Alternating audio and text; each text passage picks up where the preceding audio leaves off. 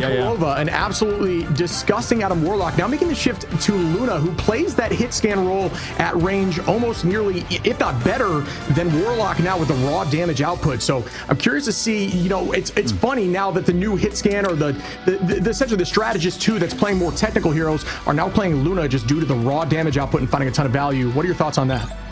Yeah, I mean, I know he just loves that hero. I think it does so much damage, like you said. I mean, there's so much value to be had in that hero in terms of, you know, the damage output, like you mentioned. And I think we've seen, you know, how good Luna Snow ult is, and people have mentioned how clunky, you know, Luna Snow Dance Floor Fate of the Worlds can feel in terms of the fact that, you know, you have another 500 ultimate charge you need to build to get that ultimate. But it is, like you said, that neutral that kind of can change and dictate a lot of fights. Luna Snow does have that damage potential, and I think, you know, he can carry on that hero too. So we've seen the value of that hero. We've also seen how prioritized that hero is in terms of the ban phase for teams. In terms of 100 Thieves, I think every time they banned out the Luna, it didn't work out, obviously, but, you know, I think a lot of teams are scared of that hero. Coming into today, though, the Loki and the Mantis are banned for Team Nemesis, or from Team Nemesis side. They don't want to play against Sentinels in that triple res composition. We've seen how good they can be, and they protected Cloak and Dagger. I know Nemesis loved that hero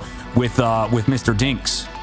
Yeah, Nemesis, for those who don't know, actually old Team Shikigami, and they are known for running that Cloak and Dagger and essentially inventing that rush strategy of using that ult incredibly quick to hopefully buy you the first fight, and then honestly by fight 2 almost has ult back again. So it is a smart strategy. As you see that lock there, the bans and picks were virtually the same across the board, but there we go as we see the lock in there for the side of Sentinels, and that's going to go to Crimzo. Yep, and just to reiterate again, for if you're just tuning in for the first time in these grand finals, it is an asynchronous ban phase, right? So the blue team gonna have those protects a little bit earlier than the other side, than the red side, who gets 3 bans in a row. It just syncs up on that third phase, right? It's ban at the same time, then a protect, then a ban, and then another double ban, and then it's kind of the same thing except flipped, you know, on the other side. So if you're wondering how that goes, and they're not global bans. So as you see, Team Nemesis cannot play Mantis, Mantis, Loki, Human Torch, or Emma. Opposite side for Sentinels, same exact thing. However, the protections were at least a little bit maybe interesting in terms of strategies revealed with the Captain America protected alongside Magneto for Team Sentinels. Big fan of Krakoa as we head into the Sentient Island, and I'm excited to see how this shakes out. Potential portal play off the rip again to get that space. We've been seeing that a ton at this level of play, just getting that space early and then bunkering in and locking down Nemesis. We've had the discussion, not afraid to run more unique things. We'll see if anything changes here as we press into the rematch in the final breakdown of this bracket. Will they get the higher seed? Yeah, I think they might. We'll see what happens as we get a little bit of a perspective on both spawn doors. Going to be starting out on the waterfall map here on Krakoa as we get another little view of the boy. I love getting the perspective of those little guys around the map. It's always fun. But Sentinels rocking out with that Iron Man alongside a triple strategist composition. They love playing triple strategist, and I think it is good right now from what we've seen ship. Yeah, I think triple, as long as you got the Ultron, right? Ultron, just so much burst damage, and we will see success here. I'm sure Nectar, last time I had eyes on Nectar, 30-1 with Ultron. Incredible positioning. When you have the least of times of being KO'd, it's all about where you're stationed, and that's everything at this level of play. Mello on high. Mello, a mean Psylocke as well. One of the shining stars of this team, trying to get that dance of the butterfly early. Right, amazing on the Iron Man. Saw the switch on Iron Man and Clintar last time of this matchup, so that is interesting. Like we said, matchup last time went in the favor of Sentinels 2-0. Mello on the off angle here. There are a lot of pressure as Scatter finds Rye amazing out of the sky. Yeah, huge pick on the Rye. They're trying to sustain build up towards that Ultron ultimate, but they just cannot right now. Mello perfectly timed that dive. Also has that Snowflake Amadian also on the Nectar, and this is probably the best round, I think, for this Hella comp. As you can find those picks, you can kind of play in the open. Sentinels, they wanted to build ultimate quick there. You know, you had the team up as well with the Ultron to give a little bit more healing towards that hero. But Ryan Amazing is going to swap over to that Bucky for the counter dive.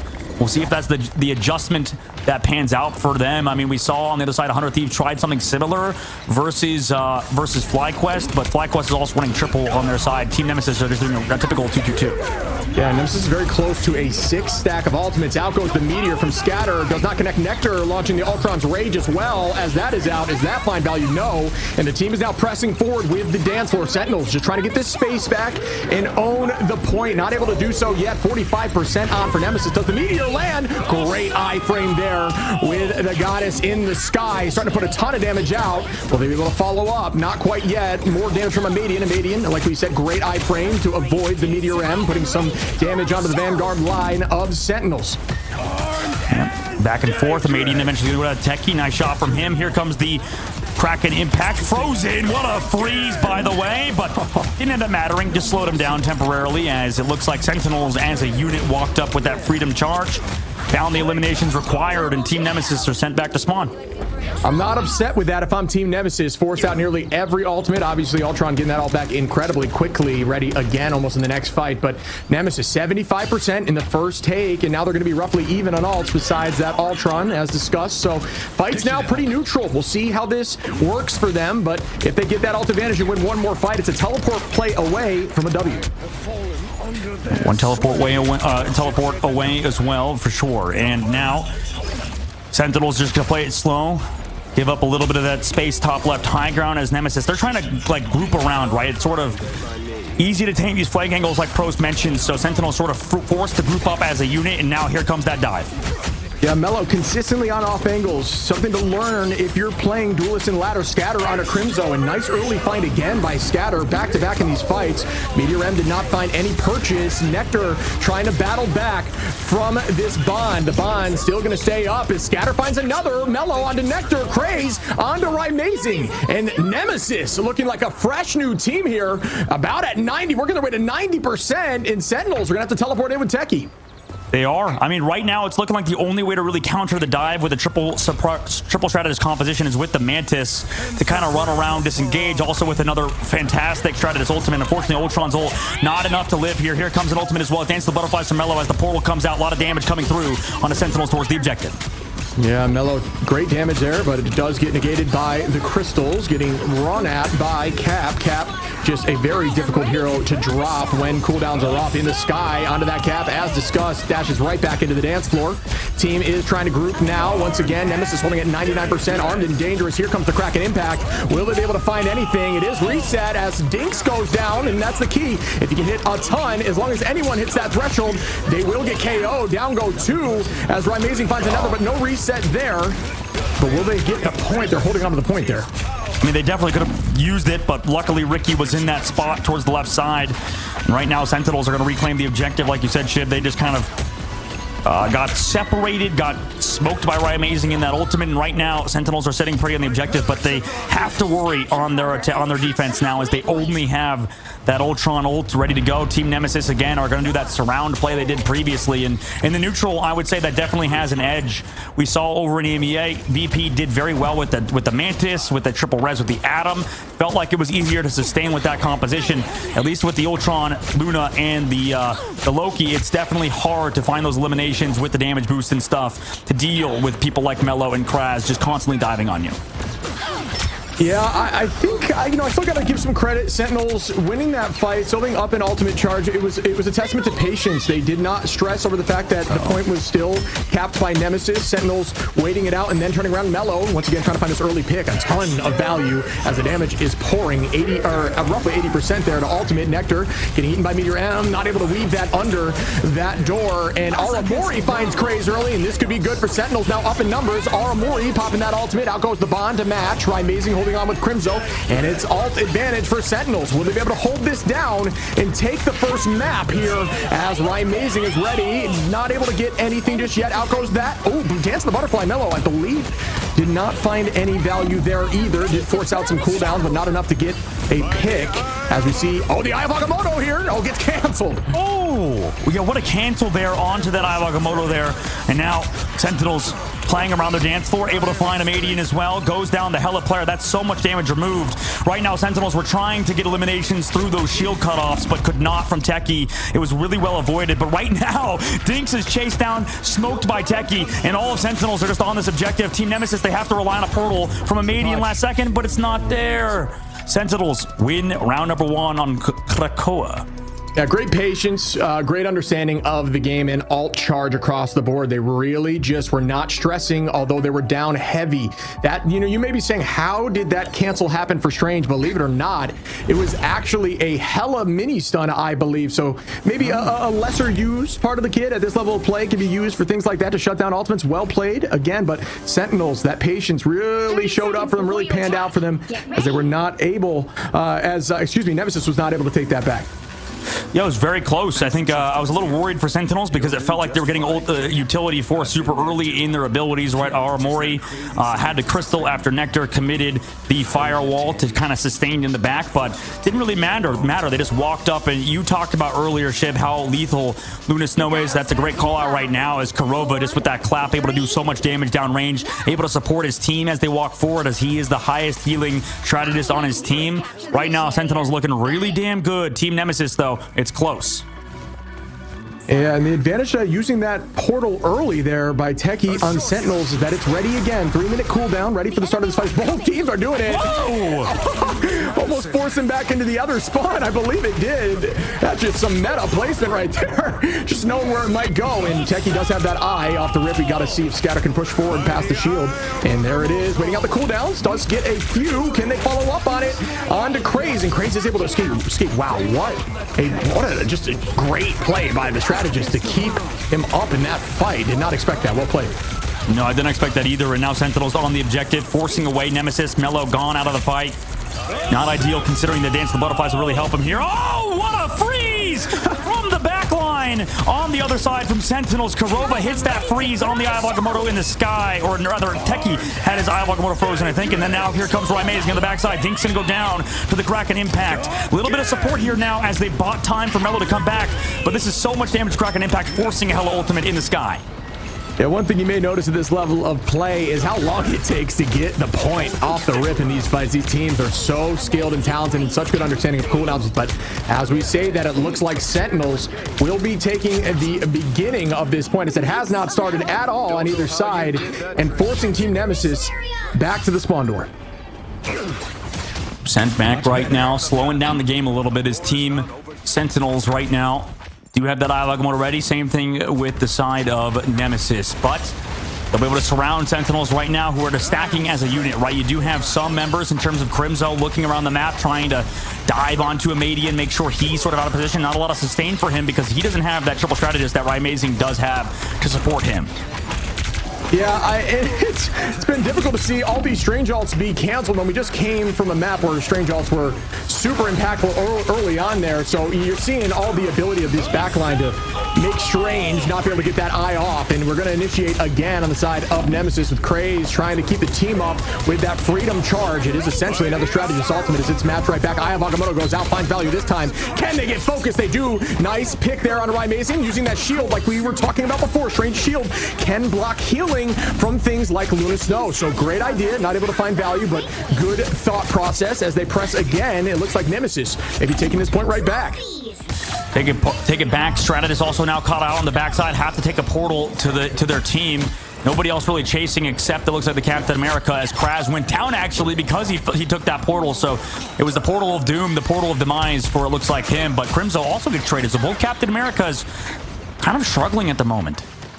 Yeah, we've seen a lot of value with Cap over these last few days. Seems like he is taking a place back in the front of the meta, at least with how the pros are playing him. But in these last few games, at least, it has looked a little more difficult to get value. But his job is just to distract. Up in the sky, we go again. Not able to find anything with a Median there. Keeping the shots up on height. Here goes, what do you know? Techie tried to go up and frozen immediately there. Well done by Ricky. Good freeze indeed. Here comes Mel on the backside as well. Into, oh my goodness, Aramori going down in that Fate of the Worlds. Here comes Agamotto. Does connect on Nectar as well. So right now, Nemesis, they're putting themselves in a pretty big lead as Amazing's ultimate not going to connect onto anybody else. Right now, they're sent back to the spawn again. Team Nemesis played that phenomenally around Scatter with his Eye of Agamotto and Dinks with the Cloak and Dagger Eternal Bond. So Sentinels try to figure things out. They're over to the Cloak and Dagger himself as we take a look into the fireworks. July 4th coming up, Shun Shib. By the way, just want to point that out. Yeah, that could have been a very different story if Techie got that ult off, right? So it goes to show you the small little things that you may not see in the stat lines. That freeze right there from Ricky completely could have changed that fight. Just that freeze alone onto Techie, who is now forced to switch heroes and lose a little bit of ultimate charge there. So a ton of value on stuff that won't be on the scoreboard, and that's why the scoreboard doesn't tell the story. Don't get lost in that. Amadian taking out Nectar here as Nemesis is now playing hyper aggro, and they want this to be a 1-1, pushing to 0.3 on domination. And Nemesis is really showing up with an ult advantage here on the side of Ricky. And walking up, like you said, with that ult advantage, but we'll have to worry about Techie and Crimzo trying to block off those heals. Scatter as well, building up another Eye of Agamotto. He's been big before. Sentinels don't have that to match. Crimzo going directly onto that off angle to try to keep the team healthy. Tries to get Strange. Nice play as Korova cleans that up onto Scatter. Up in the sky we go again. Amadian trying to find value there with that Goddess of Death. Not able to get too much, and he gets picked off by Nectar. Nectar playing a very strong role now on Sentinels. Has been one of the newer additions to the starting roster. Is playing very strong here, but like we said, this is in the favor of Nemesis so far. Down 1 though. Now it's in the favor of Nemesis, who turned this around, the 5v6, and now are ahead. Ultimate out for Korova. Amazing and Nectar both holding on, but Nectar is down. Korova finds Pickett, and so does Amazing, even though down in numbers. Turning this back again, Sentinels. Will Nemesis, no, they use Mello. Gonna pop that ult, take out Techie. Scatter holding on as there's only one ult there.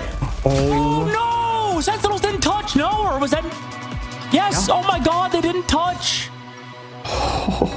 Yeah, and it happens at every level of play, as you saw. Honestly, on that first map there, they did have one holding the touch for them, and I was worried that it was going to happen there. Eyes off for a moment as I'm watching the plays, and it happens on map 2. So you got to have those comms. Everyone playing aggro. Everyone wants to find more value, but the biggest value ever is getting that point, dropping off it, and losing that map. Oh, man. I mean, Ryan was trying to play back and forth, play for his own life. And, you know, that Dance of the Butterflies was massive as well, because I think it picked off, was it Crimzo? Techie was able to live, but he wanted to go peel for Rye, and then they just got a little bit distracted. So, you know, it looks like for Sentinels, they're still figuring something out. They still have that Star-Lord. It seems like Nectar is struggling to find his place in this map right now. I mean, on the Star-Lord specifically, I think that, like you said, he's able to find those eliminations, able to go with those blasters, but unfortunately for him, he's just not been able to kind of synergize with the team right now. We'll see what happens on this upcoming one. I mean, he was on the Ultron earlier and kind of was a very good peel artist for Team Sentinels. But right now, Nectar trying to go for these sort of combination dives with Crimzo on the Psylocke. Wasn't really working out. Now he's over to that Star-Lord. He does have ultimate ready to go. Yeah, that Galactic Legend can be so valuable, especially with no strategist ultimates up. So here we go, trying to find some sort of that bubble. 55 HP per second, essentially a counter ult in itself. A nice find there as Amadian goes down, puts numbers up in their advantage early on, and that's what you need to do right now, Nectar. So good play, aggressive again, but what do you know? Going to stick inside that bubble and stay healthy. Scatter tries to find one. Amazing turns that right back, and Mello with a pick onto Nectar. Is just back and forth. These teams so strong.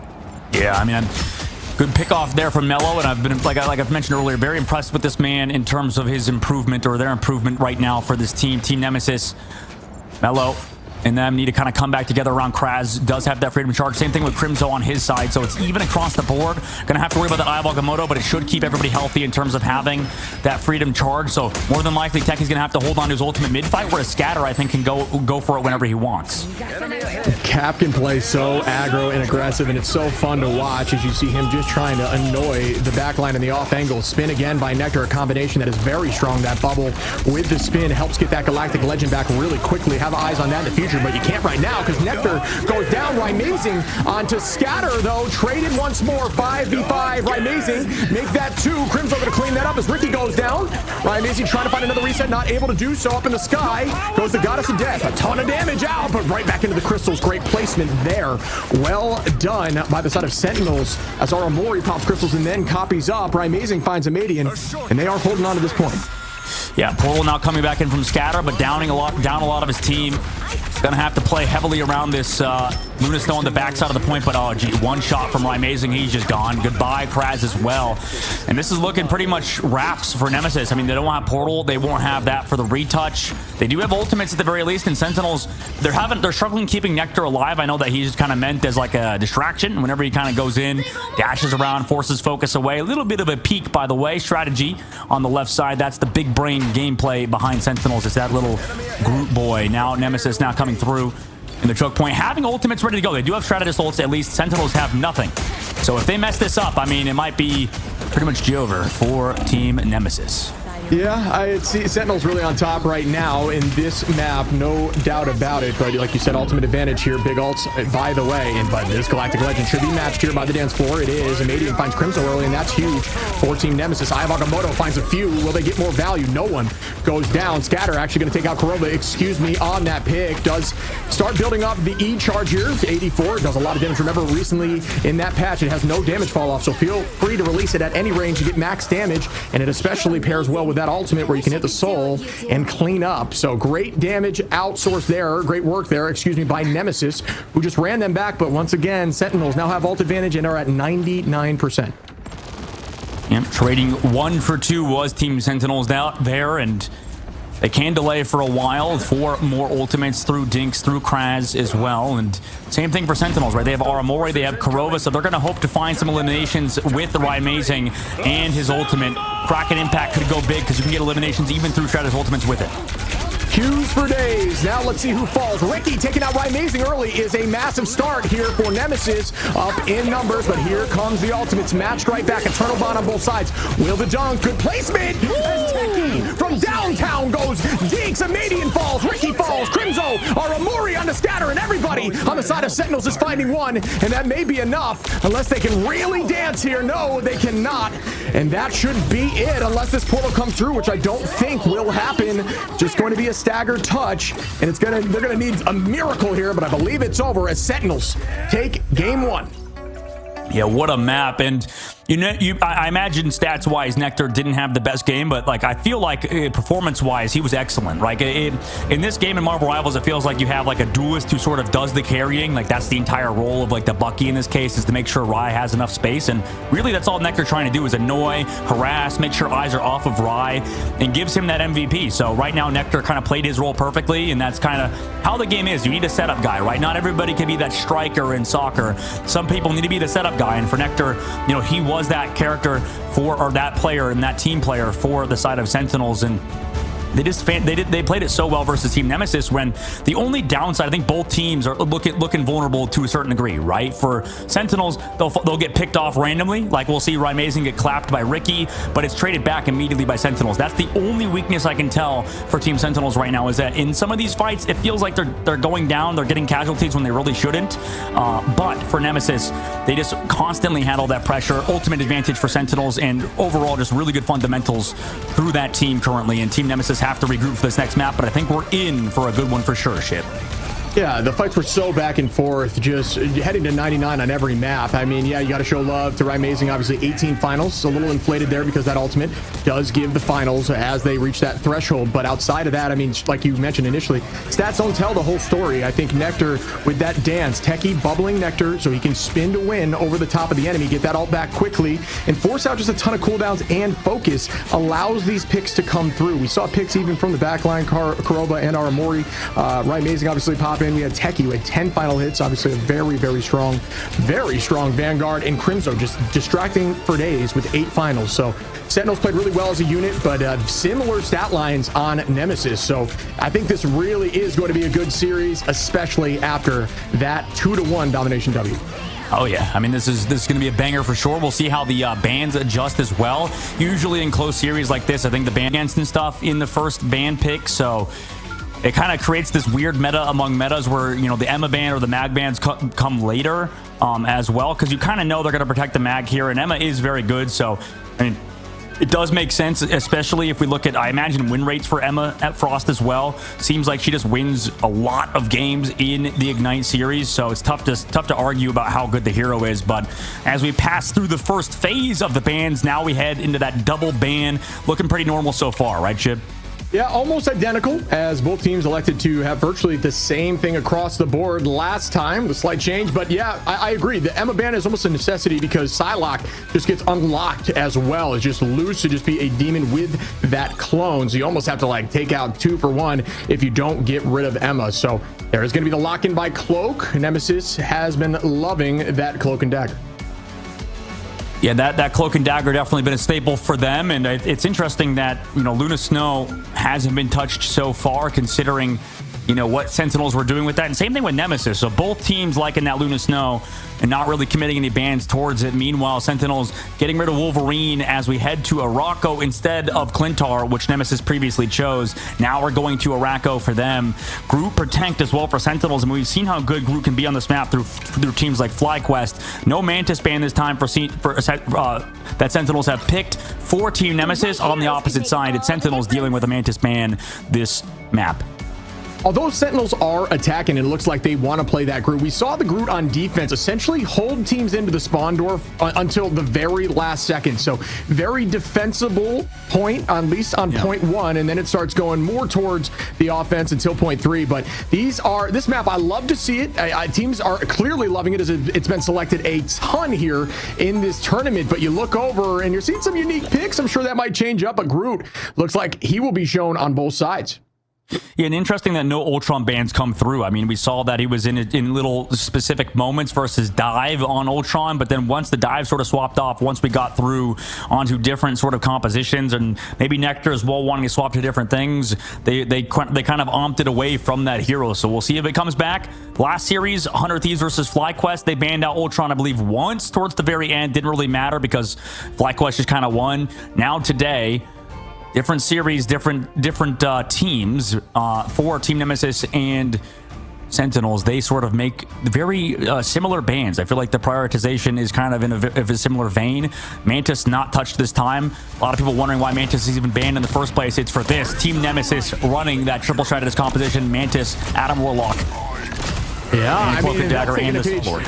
Right out of Sentinel's book, right? I mean, good, strong defense here, holding on tight. This is definitely a very defensible position, as we mentioned, trying to keep him in the door. A lot of the time, we'll see triple Vanguard off the rip here, holding him at the door, but deciding to hold back a little farther. So definitely a different strategy than we've seen in the past here. Amazing. Back on that Bucky. Good pull. As down goes a Madian and Craze as Nectar finds one. And oh, the combination of Wolverine into Groot is a terrifying thing if you don't make that switch to Invis. So Nectar, a very strong wolf, something we haven't seen yet in this series. Good tackle out of the sky onto Scatter.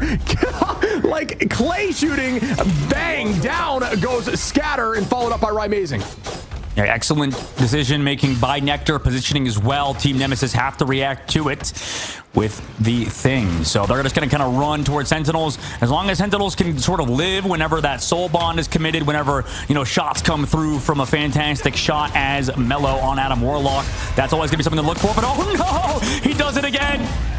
Wow, and this is insane.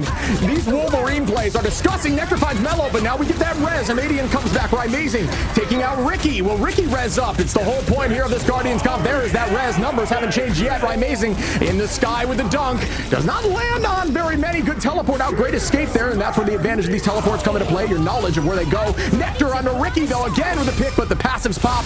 Immediately gets followed up on. Tackles right back into the heel. Great tackle again to fly back into the dance floor. Down goes Craze as Crimson finds one. Mellow onto Amazing. Numbers still in Sentinel's favor, I believe, as the reses are all popped. And Korova finishes up on Madian. Techie onto Mellow, and that's point 1. Point 1 pretty quick by Team Sentinels, and I think for Team Nemesis, we see teams play Human Torch alongside this instead of the Star-Lord, even though you don't have that res anymore. Human Torch banned in this matchup, so we'll see what he changes to something else. They actually just full swap, go over to the Storm, even give up Soul Resurgence. They just gave up ultimates in terms of Ricky giving up the Mantis ult to swap over to that Luna Snow, so they just give up on that composition, triple res comp. Instead of playing some sort of Mantis, you know, full dive composition, they just opt out of it. Sentinels fine with that, I imagine. Yeah, I think the goal here is to try to put some damage into those group walls and find a way around this. I mean, we talked about their versatility, able to play a ton here, and I think it's better to do that switch early. Crimzo with the strangling prison, countered right back by Amazing, says not in my house, turns that on the scatter, but Mello finds Korova in the back line too. Mello, a huge ultimate here, down goes Aramori, Nectar, and Techie, and Crimzo is a 5-piece. Mello, built different, tries to clean up and get 6.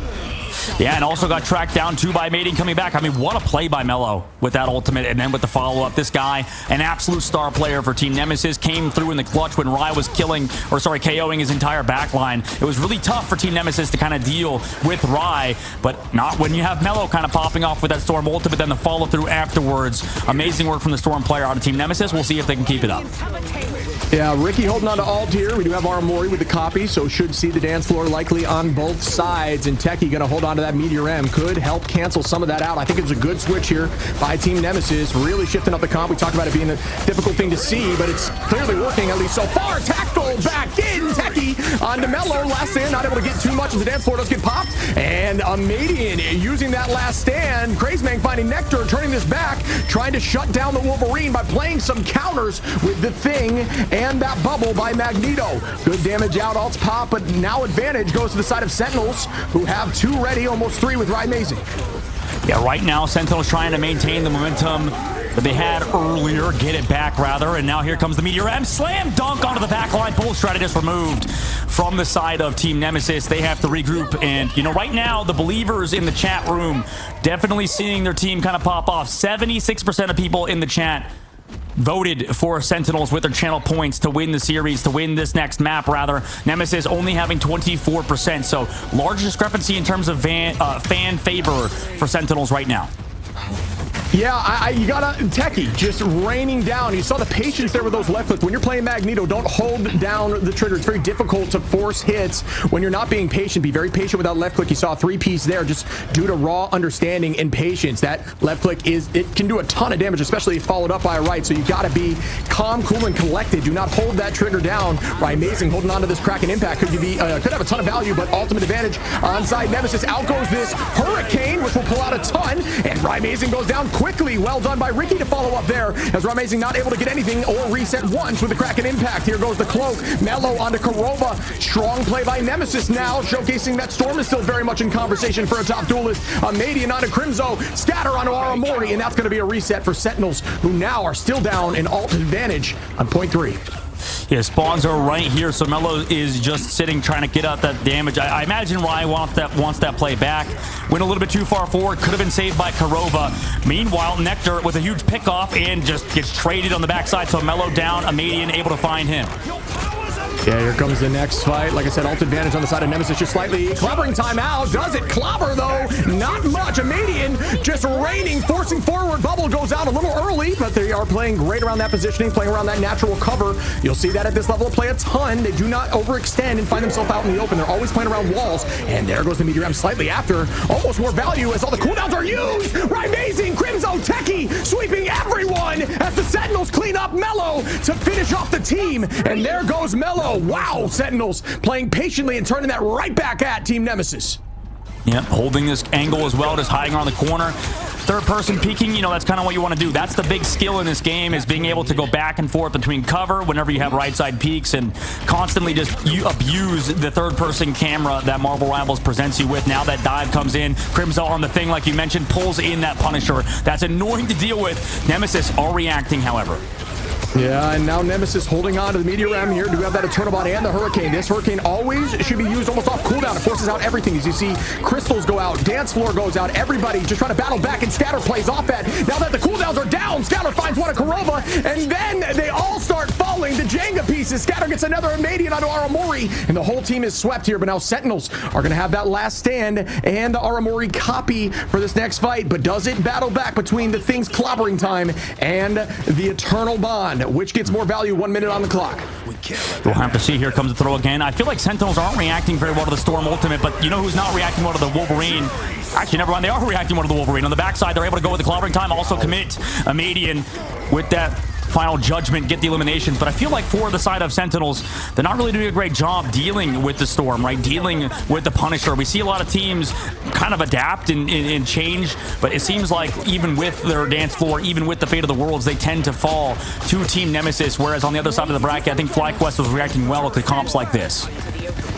Yeah, I think Sentinels did a good job, at least with patience there. I'm with you that that was a difficult watch, but Sentinels, what they're doing here now is they're committing everything into this final fight. Out goes clobbering time by the side of Crimzo. Do they follow up? They walk back together. Dance floor is popped here by Ricky.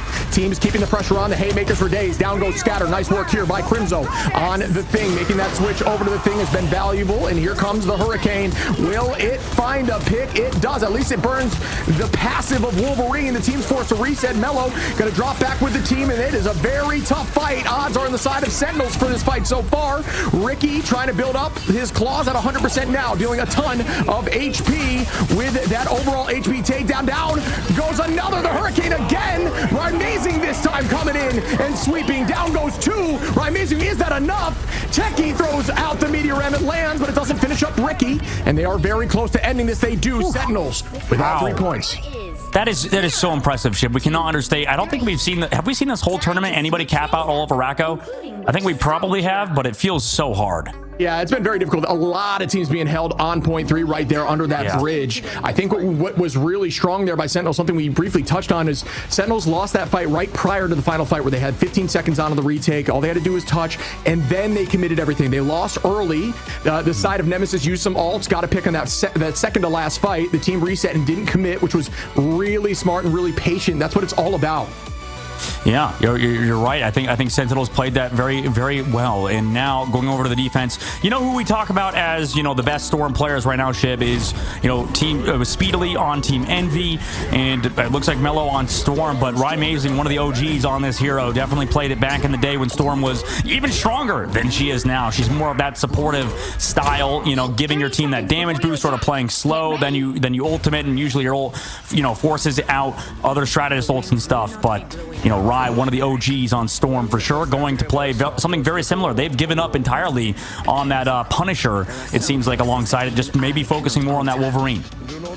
Yeah, I'm with you that this is now going to be a Hurricane fest. We're going to see that on both sides. It does pull out a lot of cooldowns, like we talked about. It does also, it puts a lot of pressure, and it's terrifying as you see final hits on both sides. But now, this is where I was thinking I'd see it. The Sentinels are playing very aggressive on the hold, up very tight. Nectar trying to get a tackle early. They do, as Nectar finds Scatter, brings it right towards the back line. Will they find value on the pick? Out goes Bubble. Scatter, great positioning. Not able to even break Bubble there, but good idea by Nectar on the tackle. They are forced to retreat here, not able to hold that front spot for long as they aren't running that group.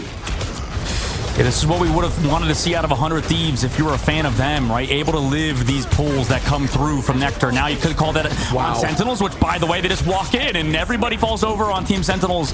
Yet again, man, these teams feel so brawly, Shiv, compared to the matchups we saw in FlyQuest versus 100 Thieves.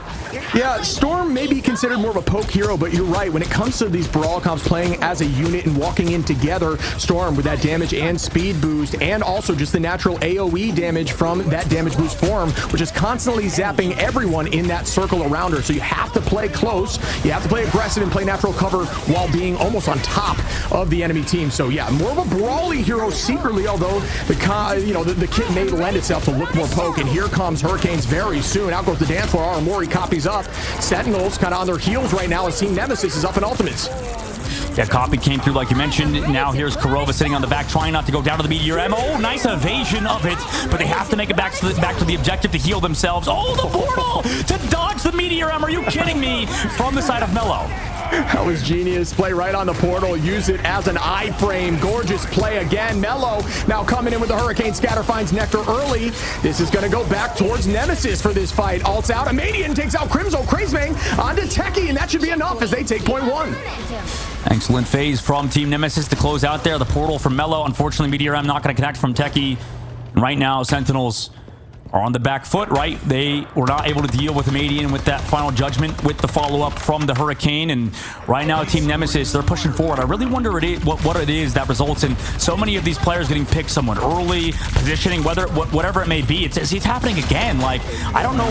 It feels weird that these players are just going down before the fight even starts, similar to what we saw 100 Thieves versus Fly Class, I feel like that never happened. Yeah, I'm with you. It's difficult to comprehend why it's happening, but it has been relatively consistent. A lot of these fights were due to a Wolverine tackle initially, but now we're seeing it just from raw damage at range. With the Punisher, with Storm's damage boost, it could be something along the lines of teams aren't expecting that damage boost. Nectar finding 3 there with a mean last stand as the team sweeps virtually everyone. Down goes all 6. And Sentinels with a huge ultimate there from Nectar, who plays one of the strongest Wolverines. Wolverine, get him out of here in the ban phase if he's against me. I'm terrified of this character. Yeah, I mean, we talked about how gross Wolverine is. We talked energy, mentioned in the interview how disgusting Wolverine can be no matter where you are, especially on a map like this where you have so many angles to kind of come from. Team Nemesis now have to walk up, utilizing some Storm speed to kind of get back as a unit. I mean, they've been able to find picks before on Amazing. We'll see if they can do it again. I mean, Turret to build up ult charge as well, but Nectar, oh my god, gets pushed off. Nice job from Kraz to keep his team alive.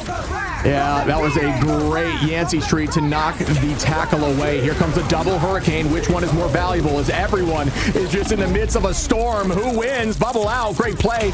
Dinks, incredible ulti there to play it on the ground as he uses that bond, kind of hidden. Amazing still finds Mellow, though, as the numbers are now up for Sentinels. Out goes Scatter, not able to find anything with that meteor round. Scatter now finds Techie, though. Amazing. We're already at 40%. Storm, one of the Storm's strongest attributes is the fact that Storm can get that ult back with piercing attacks. Those attacks pierce, so in those hallway fights, those Hurricanes come back really quick. Nectar with another mean last stand onto Ricky, though, and that is going to put Sentinels again up as Nectar finds another Mellow under Amazing to make that less of an advantage. Now, only up 1 for the side of Sentinels. Dinks now on Nectar, and now it's evened out as we get into another fight. I mean, a little brawly for sure. I mean, that fight at the very beginning looked like a Trader Joe's fruit leather fight room. It just seemed like, you know, so many colors, so many Hurricanes kind of flying out. And right now, I mean, Sentinels forced losing Nectar. No, Techie again finds Mellow. Where's the healing? It just feels like you mentioned, Shiv, the damage output is so much with the Storm. It's unexpected for these pros right now. Yeah, they're just not used to it, right? That damage boost with these very pokey abilities from these heroes is finding much more value. And that's where Storm, although kind of taking a backseat in this tournament, is still incredibly strong. And Madian tries to find some damage over the last stand. Not able to. Techie turns it around on Ricky, though, as they walk back. Crimzo onto Dinks, Coroma, and Nectar. 2 more as they just keep sweeping these teams in these fights. And we got a minute 40 left. A minute 40 left, and you know, like you mentioned, Nemesis, I mean, they did so good first point, right? It was a excellent, you know, kind of push quick on that first objective compared to how we've seen it in the past, and now they've been slowed down to a hold. This has been about a 3-minute hold for Sentinels, who right now on the defense with this Wolverine is taking full advantage of Team Nemesis, and they're not really reacting that well. They don't have a Wolverine themselves. They have to play like a Punisher, maybe even something along the lines of Bucky could be the answer, but right now Nemesis, they have to find a pick.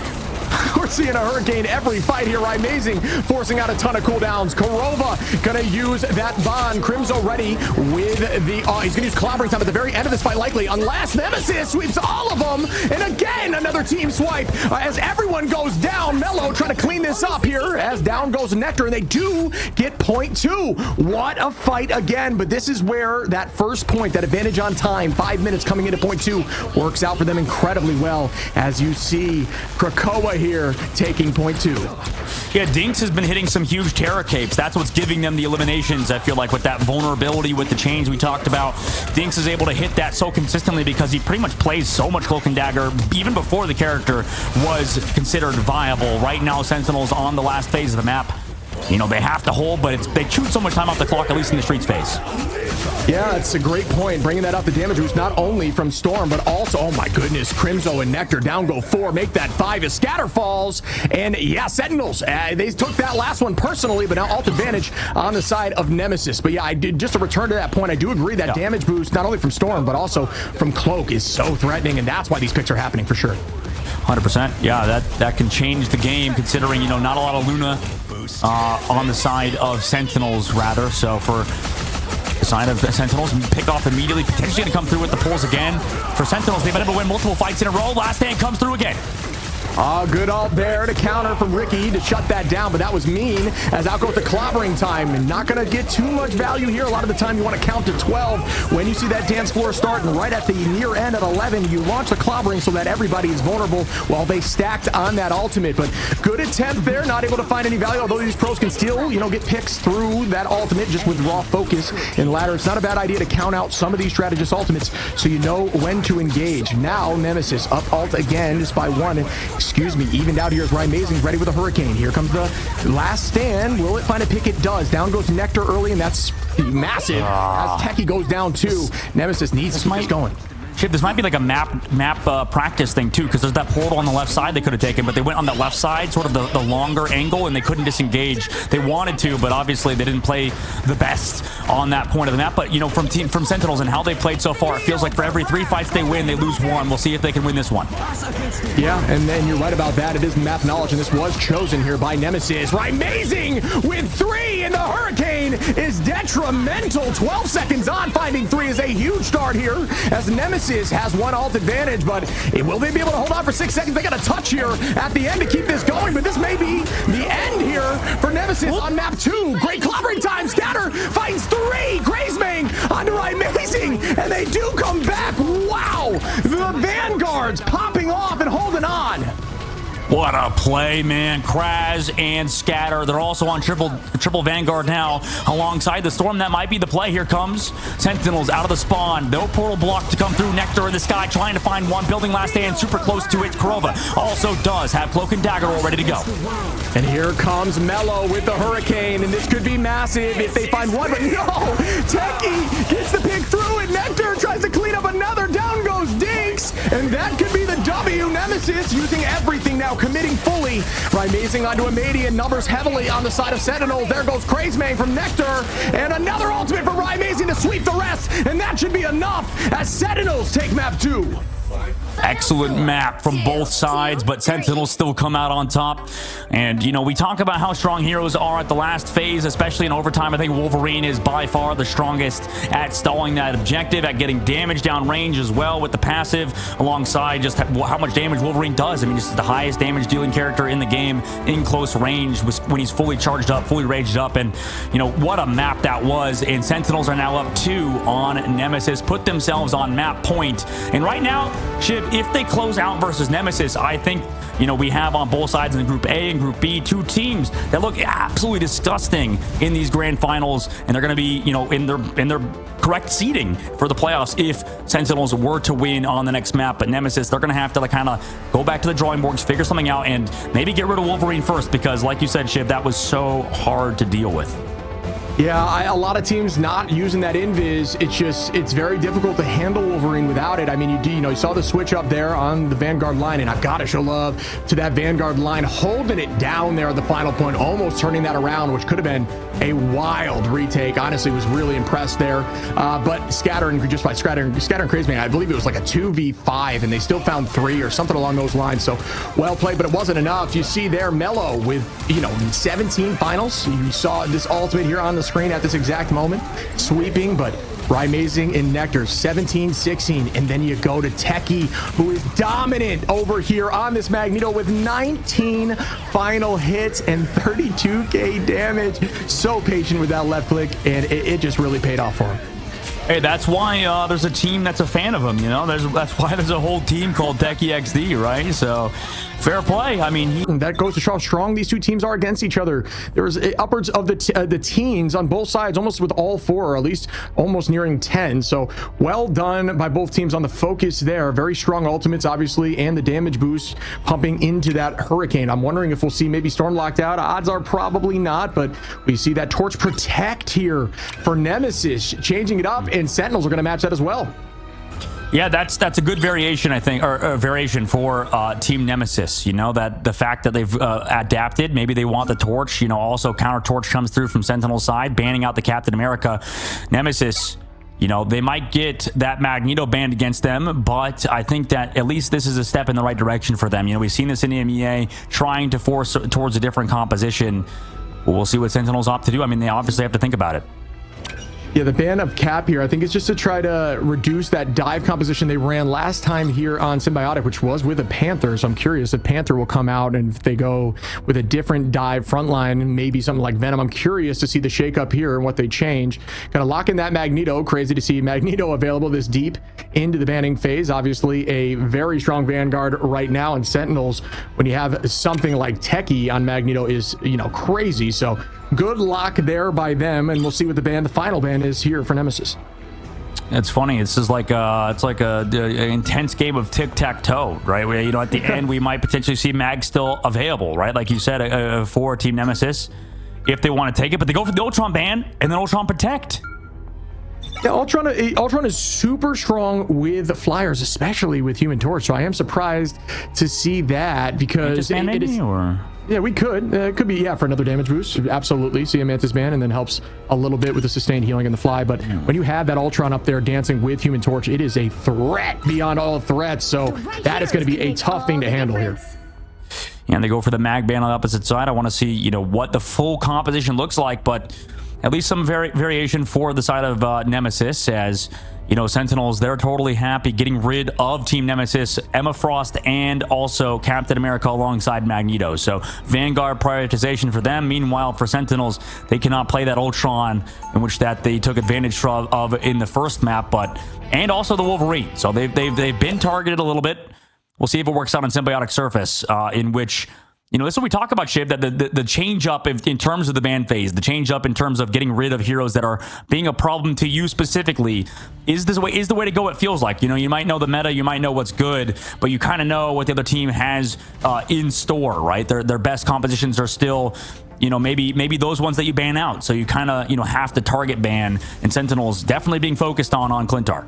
Yeah, we've seen a ton of different bans, so it goes to show you how strong the meta is. This rock, paper, scissors format of this game and all hero shooters in general, but now you add in this targeted banning phase that is not universal. It adds so much more to it. We talk about it getting coaches much more involved. We've had conversations with coaches a ton throughout this tournament, but it is just so much more. As you look up in the sky there, really cool with the Celestial up there. So we are going to hold tight here. Sentinels setting up with Nectar up here with the Punisher off the rip, using that damage reduction from Crimzo to hopefully hold on, as the whole team on Nemesis is electing to push right side heavy and go with a little more of an aggressive divey style composition with Hulk and Torch.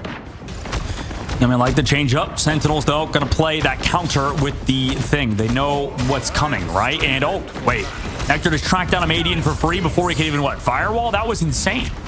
Really quick, really good tracking, obviously, here, right? You have to at that point. Ultron very fast, so that's just a testament to how strong these players are on these heroes. Amazing, taking this space early, numbers up slightly in his advantage here, keeping the pressure on, and they are gonna, you know, just kind of hold him in this corner. Hopefully, just stalling for as long as possible. This is more of an, you know, this is a good attacking position, holding this height. Height is always strong in shooters like this, hero shooters like this, due to the nature that you're always looking down on the head. So just instinctively get more headshots while you're holding that position. If you were always curious about height and why it's impactful. Down again goes Mellow. One shot there by Nectar. Oh my God, Nectar is just going insane. This is the tough part.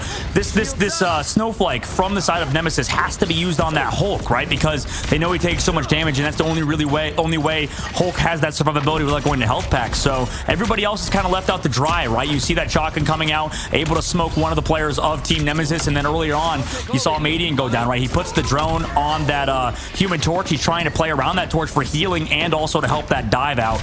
But unfortunately, if a Madian doesn't get healed up, he's just kind of gone. Friends in the audience, if you don't know, look now at this defensible position. If a team holds that top left side, it looks like you as a team should be holding this crevice in the back. It seems to play more defensible. It doesn't catch you out. So this is the counterplay. As you can see here, watch the pros play and you will learn. Sentinels, great job here on defense. Crazy Man, as I'm saying that, finds Aramori early though. And this could go back in their favor, forcing out Qs across the board. Korova matched here with Dinks.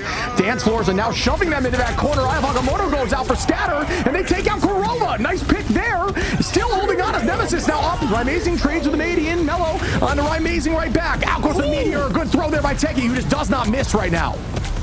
Yeah, he had to fall back to the point because he sees all the strategies here. Also, Supernova from Mellow is connecting, and, you know, maybe they can come back through, but Crimzo's low, doesn't have a lot of heals. Actually goes for the copy. Invis boundary coming out now from Aramori. Yeah, and that's going to hold a bit, but not for long. Aramori falls there, and one thing you may not note is if you fall when you're using that Loki copy with Invis, is it'll actually keep that up. Yeah, that was a nice boot, by the way, as well from Mellow. Slammed down on, but I feel like both teams kind of are struggling with disengaging. You know, we saw in the last series what really strong disengages does, right? We've seen that out of FlyQuest. Meanwhile, Nectar trying to run away, can't really escape. Human Torch just flying at you like a missile, and right now Nemesis just getting that cart space the whole time. I would like to see both teams kind of fix up their disengages, but right now in the neutral, Nemesis taking advantage of Sentinels resetting both times, and Mello looking so good on Human Torch. Yeah, Torch is such a problem here, keeping this space and holding them in. Is, you know that if you put those auras on the ground and you land on it, you know you can chunk through strategist ult, so it's threatening to walk through, especially in tight corners. As I say that, down goes Nectar. Mello doing exactly what I'm discussing. Hulk is great in these tight quarters, knocking people away into a wall and proceeding to keep that damage forward. Well done again by Scatter. Does fall there, though, early on, keeping the team, or excuse me, by Craze there. Right, Amazing now finally getting this space back. They do already have this corner with a ton of time on the clock, though. Yeah, Rye going out with the bubble, making sure he can win in the sky against the Invisible Woman's shield alongside that torch, but it's a 1v1 Supernova up. He has to go to somebody else, though, to get value out of it, and unfortunately for Rye, I mean, he's the focus right now, so he has to just stay alive. Crimzo, though, set up the Eye of Agamotto on the main side. Yeah, does not find too much. He does land on a few. Rye Amazing does get the follow-up there on the Craze, and that's going to be one down, but it landed on a few, just wasn't able to completely follow. Rye Amazing going to take out a Madian right back, so that is going to be, you know, more beneficial for their side as they do have to respawn again with another pick here. Great fallback as a team, or great push forward, excuse me, as a team to find a few more to force the stagger. A huge pick off from Rye. This is the problem, though, with Nemesis, is they have 2 minutes left to go. Sentinels, if they win this next fight, that's momentum back in their favor, even if we move into the third phase of the map. I think this composition doesn't do as well in the third phase, and Nectar might turn online. So right now, Nectar has the final judgment. Right, they'll get stunned on the backside. Rather gets immobilized by that. Hulk also has to back away. He's deleted again. Oh no, this has been awful from Crash so far.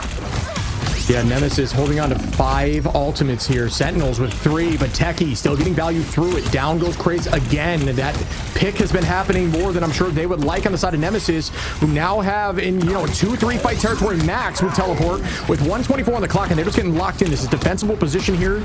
Sentinels holding on to 3 ultimates, working their way to 5 with Rymazing and Crimzo, likely getting it within this next fight. Nemesis got to get some picks here quickly to make this happen for them. Mello going to use that Supernova as I discuss it. Techie going to eat some of those hurricanes and throw it right back to tornadoes, excuse me, right back at them. Not much value there, and here comes the last stand, forcing them down into off angles. Yeah, this is great evasion of the final judgment, and Kraz also goes towards that cart, caps it as well, so perfectly played by Nemesis. That's what you want to see out of this team if you're a fan of them. Yeah, and Nemesis is still holding on to those ults. It's been slightly too long. I think they kind of waited some stuff out there, which was good, but you got to press forward. I guess they wanted to discuss one fight, one win situation here, as Rymazing already, again, ready to use these tornadoes to keep the team back and own this space. Hulk trying to take it, but no, not able to do so. Forced off towards the point. Scatter does have this Eye of Agamotto, and this is a great position to use it. You can take that height off the left and drop in with the eye a little more unsuspectingly, but they're going to have to hold the point here shortly as 20 seconds are left here for Nemesis. Here comes the play. Eye of Agamotto with bubble. Very difficult to counter that, and they are going to force out an ultimate. Great, you know, honestly, really good reaction time, but down goes Dinks as Rymazing turns that right back at him, and here comes the eye in return, and it does find a few, but will they get picks off? Mid out go Crystals. Nectar falls from Ricky. Nemesis is going to potentially push through this, but they are losing this space. I mean, they had the Fit of the World Jet able to run down this back line, and here comes a Madian on the high ground. Kraz also towards that objective is going to be able to get healed up as well, so they regained that momentum. Sentinels a little bit too far forward, not finding enough value off of their Eye of Agamotto, results in them kind of losing this fight slowly. Aramori going to get staggered up by Kraz, and right now in overtime, they do it. They move on to third phase, but again, I'm worried because I just feel like compositionally right now, Nemesis, for every 3 fights they lose, they only can win 1 right now, so they're going to have to string them together in this third phase. It's going to be very hard versus Nectar because he's kind of struggled on the second phase of the map. So imagine what happens when the map gets more open against Flyers. Goes to show you what I know. I thought they were holding those ults for a little too long, but really just committed to 1 fight, and it worked out for him. A minute on here, though, and this is a defensible position early on. You're going to try to take this fight in this alleyway because it does give you a little bit of an advantage defensively. Nectar shoving in here immediately with the final judgment. Does it get 1? No. But it does break that shield, allowing Techie to take out Scatter. Great play again by Techie, and good communication here by Sentinels as we are starting to see some more Qs pop. Nemesis holding on to Craze, and that should be it within this next fight. I mean, you still have some delay coming out from Kraz. Nectar able to get blasted down, but the healing is just too much. The strategist keeping him alive, doing a great job. Sentinels also having to commit that copy. Kraz is going to go down. Oh, no, he lives. 1 HP on the left side, comes back to the team. They have strategist ults to re-engage with, though, as Rye stares off in the distance looking for whoever's in the sky, and looks like it's Mellow. Yeah, Mellow over here with the Ultron bot. Great eye of Agamotto to find that value out of the sky, take him down, but the dance floor is out to counter that. Dinks, good positioning there. Here comes the Ultron trying to make something happen. Scatter following up as down goes Aramori. Crystal's not going to find any value there. Popped through it as they do fall early, and we do have ultimate advantage once again on the side of Nemesis as Ricky's holding on to that invisible boundary. Will it be enough to push them deep into point 3, or will they get caught here? As Ryan Mazing doing a great job owning this height, dancing, using that juke. There's the escape there. If you're getting hit by hit scan, you do have that almost get out of jail free card. Nectar gonna pop this with the bubble, and now the invisible boundaries popped, and they find so much value through it as Fine Fall. It's gonna force them into final fight territory. Yeah, that's huge out of Team Nemesis. They did cost them a few ultimates, but regardless, played so well. Does Scatter have the portal up, by the way, for the portal block, or what's going on here? It looks like he was, or did. Something might have happened, or if he's doing it right now. I didn't hear the sound effect. Looks like they're able to get out, though. So Sentinels coming back through. Do have that Jeff to get back, as well as some speed boosts. Ultimate available for Techie in just the moment. Yeah, I'm not sure if they didn't have the time or weren't feeling comfortable with it prior to somebody getting out and maybe taking some space or positioning to scare him a little bit. Techie goes up with the meteor, landing down. Ooh, not able to do it. Good shield invis there. Shows you that millisecond reaction time. Mellow gets 2 with the dive. Right, Amazing turns it on to Scatter. Immediate and Dinks, and this could be enough to take point 3. Will they come back? Nemesis looking really good as another. They do get all 3. Nemesis pushing through with 1 minute on the start of that fight. Wow, I assumed Nectar would be able to do a lot on Punisher on third phase, and I assumed incorrectly. Nemesis just kind of snowballed, able to win the crucial fights back to back to back, use their Stratus ultimates perfectly, and Madine as well, connecting with his ult, just getting so much momentum for their team, and snowballed towards the very end. Sentinels, unfortunately for them, not able to hold in that third phase. Maybe they're going to have to look at the drawing boards, because that Punisher, man, just didn't work out, unfortunately.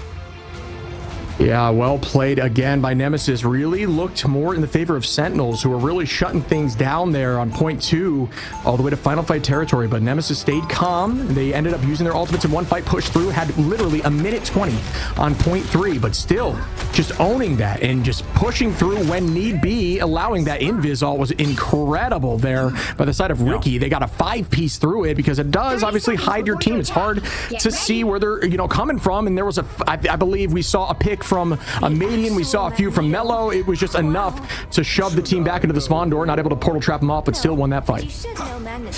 And right now, Nemesis on their defense, I mean, they feel comfortable with their composition they're running. I think the Invisible Woman as well has been doing pretty solid. Meanwhile, portal play off the map setting up now for Scatter. We'll see if it works out. 5 seconds left to go. Crimzo on Doctor Strange as well.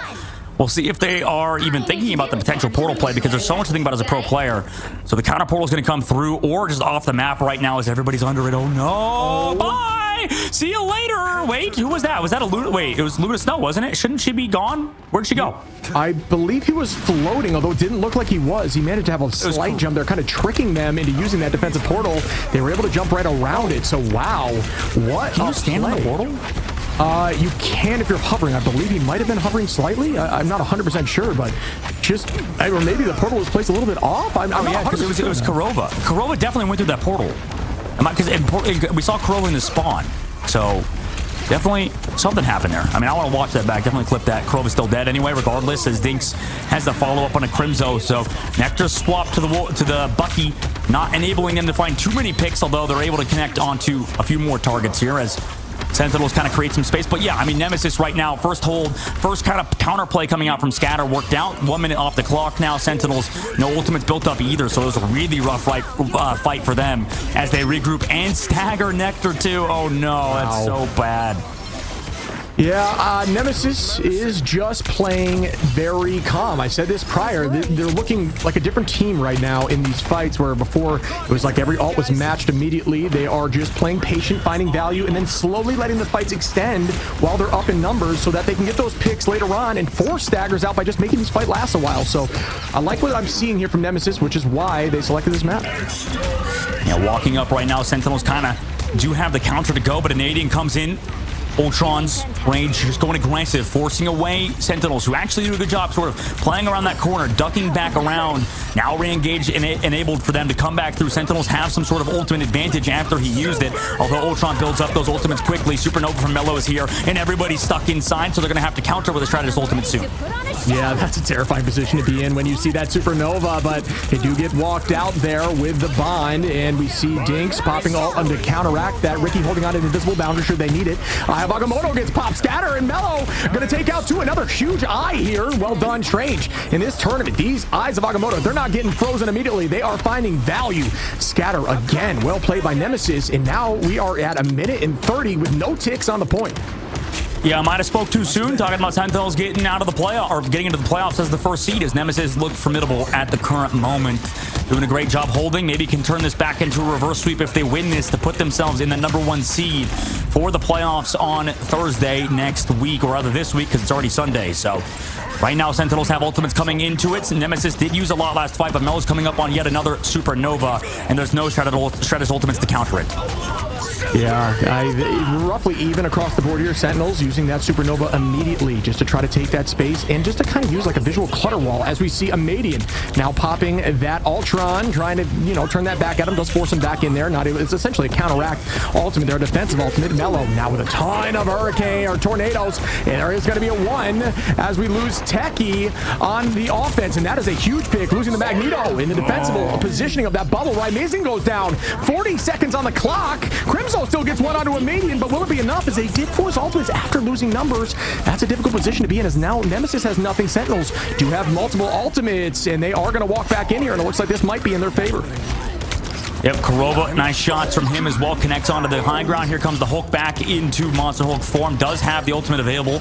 Meanwhile, Nectar goes for that hook, not able to find it. Hasn't been able to use the Kraken impact necessarily just yet, but here comes Dinks, aggressive with the Fate of the Worlds. You know they'll all be here. We'll see when Nectar wants to pop this. Agamotto is here from Scatter to slow him down, and they actually connect on multiple people with the damage boost. That's so much downrange. Nectar is what had to back up, and he got smoked by Hulk. Removed over time, now ticks down. Sentinels surely going to lose this one unless something else happens from Amazing. Nemesis, they might have turned this series on its head as they win their first map in this best out of 5. Holding them on point 1 shows you how confident they felt and how confident they looked. What a defense there. Again, Nemesis taking this to game 4, excuse me, as they shove through and fight back here, trying to make sure that they can clinch this and get the higher seed in this final of Bracket B. I mean, Nemesis could definitely do it. They maybe have figured something out ban-wise. I mean, they were able to adapt to playing around the Hulk. I think that they kind of struggled in the Streets phase of the game, but then, you know, Kraz came online. Only 2 eliminations on him from the whole time, so he's been doing a great job kind of creating space, also utilizing the ultimate, just kind of being disruptive. You saw in that last fight, Nectar couldn't do anything because of the CC that happened, the crowd control, for those of you who don't know that shortening of the word. And right now, Nectar, you know, it was a tough series again from him. I think this one, it wasn't really his fault necessarily, but right now they got to figure something out on Sentinel's side, kind of adjust to these bans, because at the moment, I mean, they were totally fine running no mag, right? And this is kind of what we talked about, Shib, where maybe the over prioritization of the Emma ban, maybe the over focus of the Magneto ban results in teams getting a little tunnel visioned, right? So as long as you get that Human Torch, it seems like Mello kind of put the team on his back, and they were able to play hard around him with a Median on that Ultron. Sentinels not able to do that because of the Ultron ban. So Nemesis reacting so well on the map number 3 to the ban phase. Yeah, we've said it 1,000 times that if you pocket the torch, you have that invis shield and you have that Ultron bot versus a non-pocketed torch in virtually any way, as they don't have the invis or the Ultron. It is so difficult to win those trades, and you saw the 20, I believe 20 final hits there from the side of Mello, just disgusting on the torch. So yeah, it's very difficult to win those. I guarantee we see a ban out there from the side of Sentinels to stop that, but as I say that, the lock-in immediately is going to be that torch. They want to run that right back. Yeah, I mean, I don't mind it. It's, I mean, Emma Frost, yeah, well, Emma Frost is pretty good. So I guess it makes sense why you have to ban Emma Frost first. You know, we'll see what changes happen, what changes come through. Okay, we get an Ultron ban. Okay, so they think that was the problem with the Human Torch. Considering they are going to run Human Torch, you might as well react to what they were going to do, force them onto something like maybe do 2-2-2. I think they were trying it before with a Median on the Hela, potentially with that Human Torch instead, as a cap ban comes through on a Sentinels to make sure Crimzo can't play that, make sure they don't have the full dive come through, as Psylocke was available as well in case Nectar ever wanted to go for that Psylocke dive alongside Captain America again, but the both bans available. Wolverine looks like it's being hovered again for Team Nemesis, and it would make sense as we go to Hell's Heaven. This is a very good Wolverine map. Yeah, back on domination, Sentinels, you know, they've been dominating domination, but really have, especially against Nemesis. So this could be heavily in their favor, at least off the rip. We got to see Nemesis change it up here on their strategy on doms. It's typically been their weak point. They do get rid of that wolf, like you mentioned. Cap's gone too, so less of that divey strap, but they do lock in Ultron on the other side.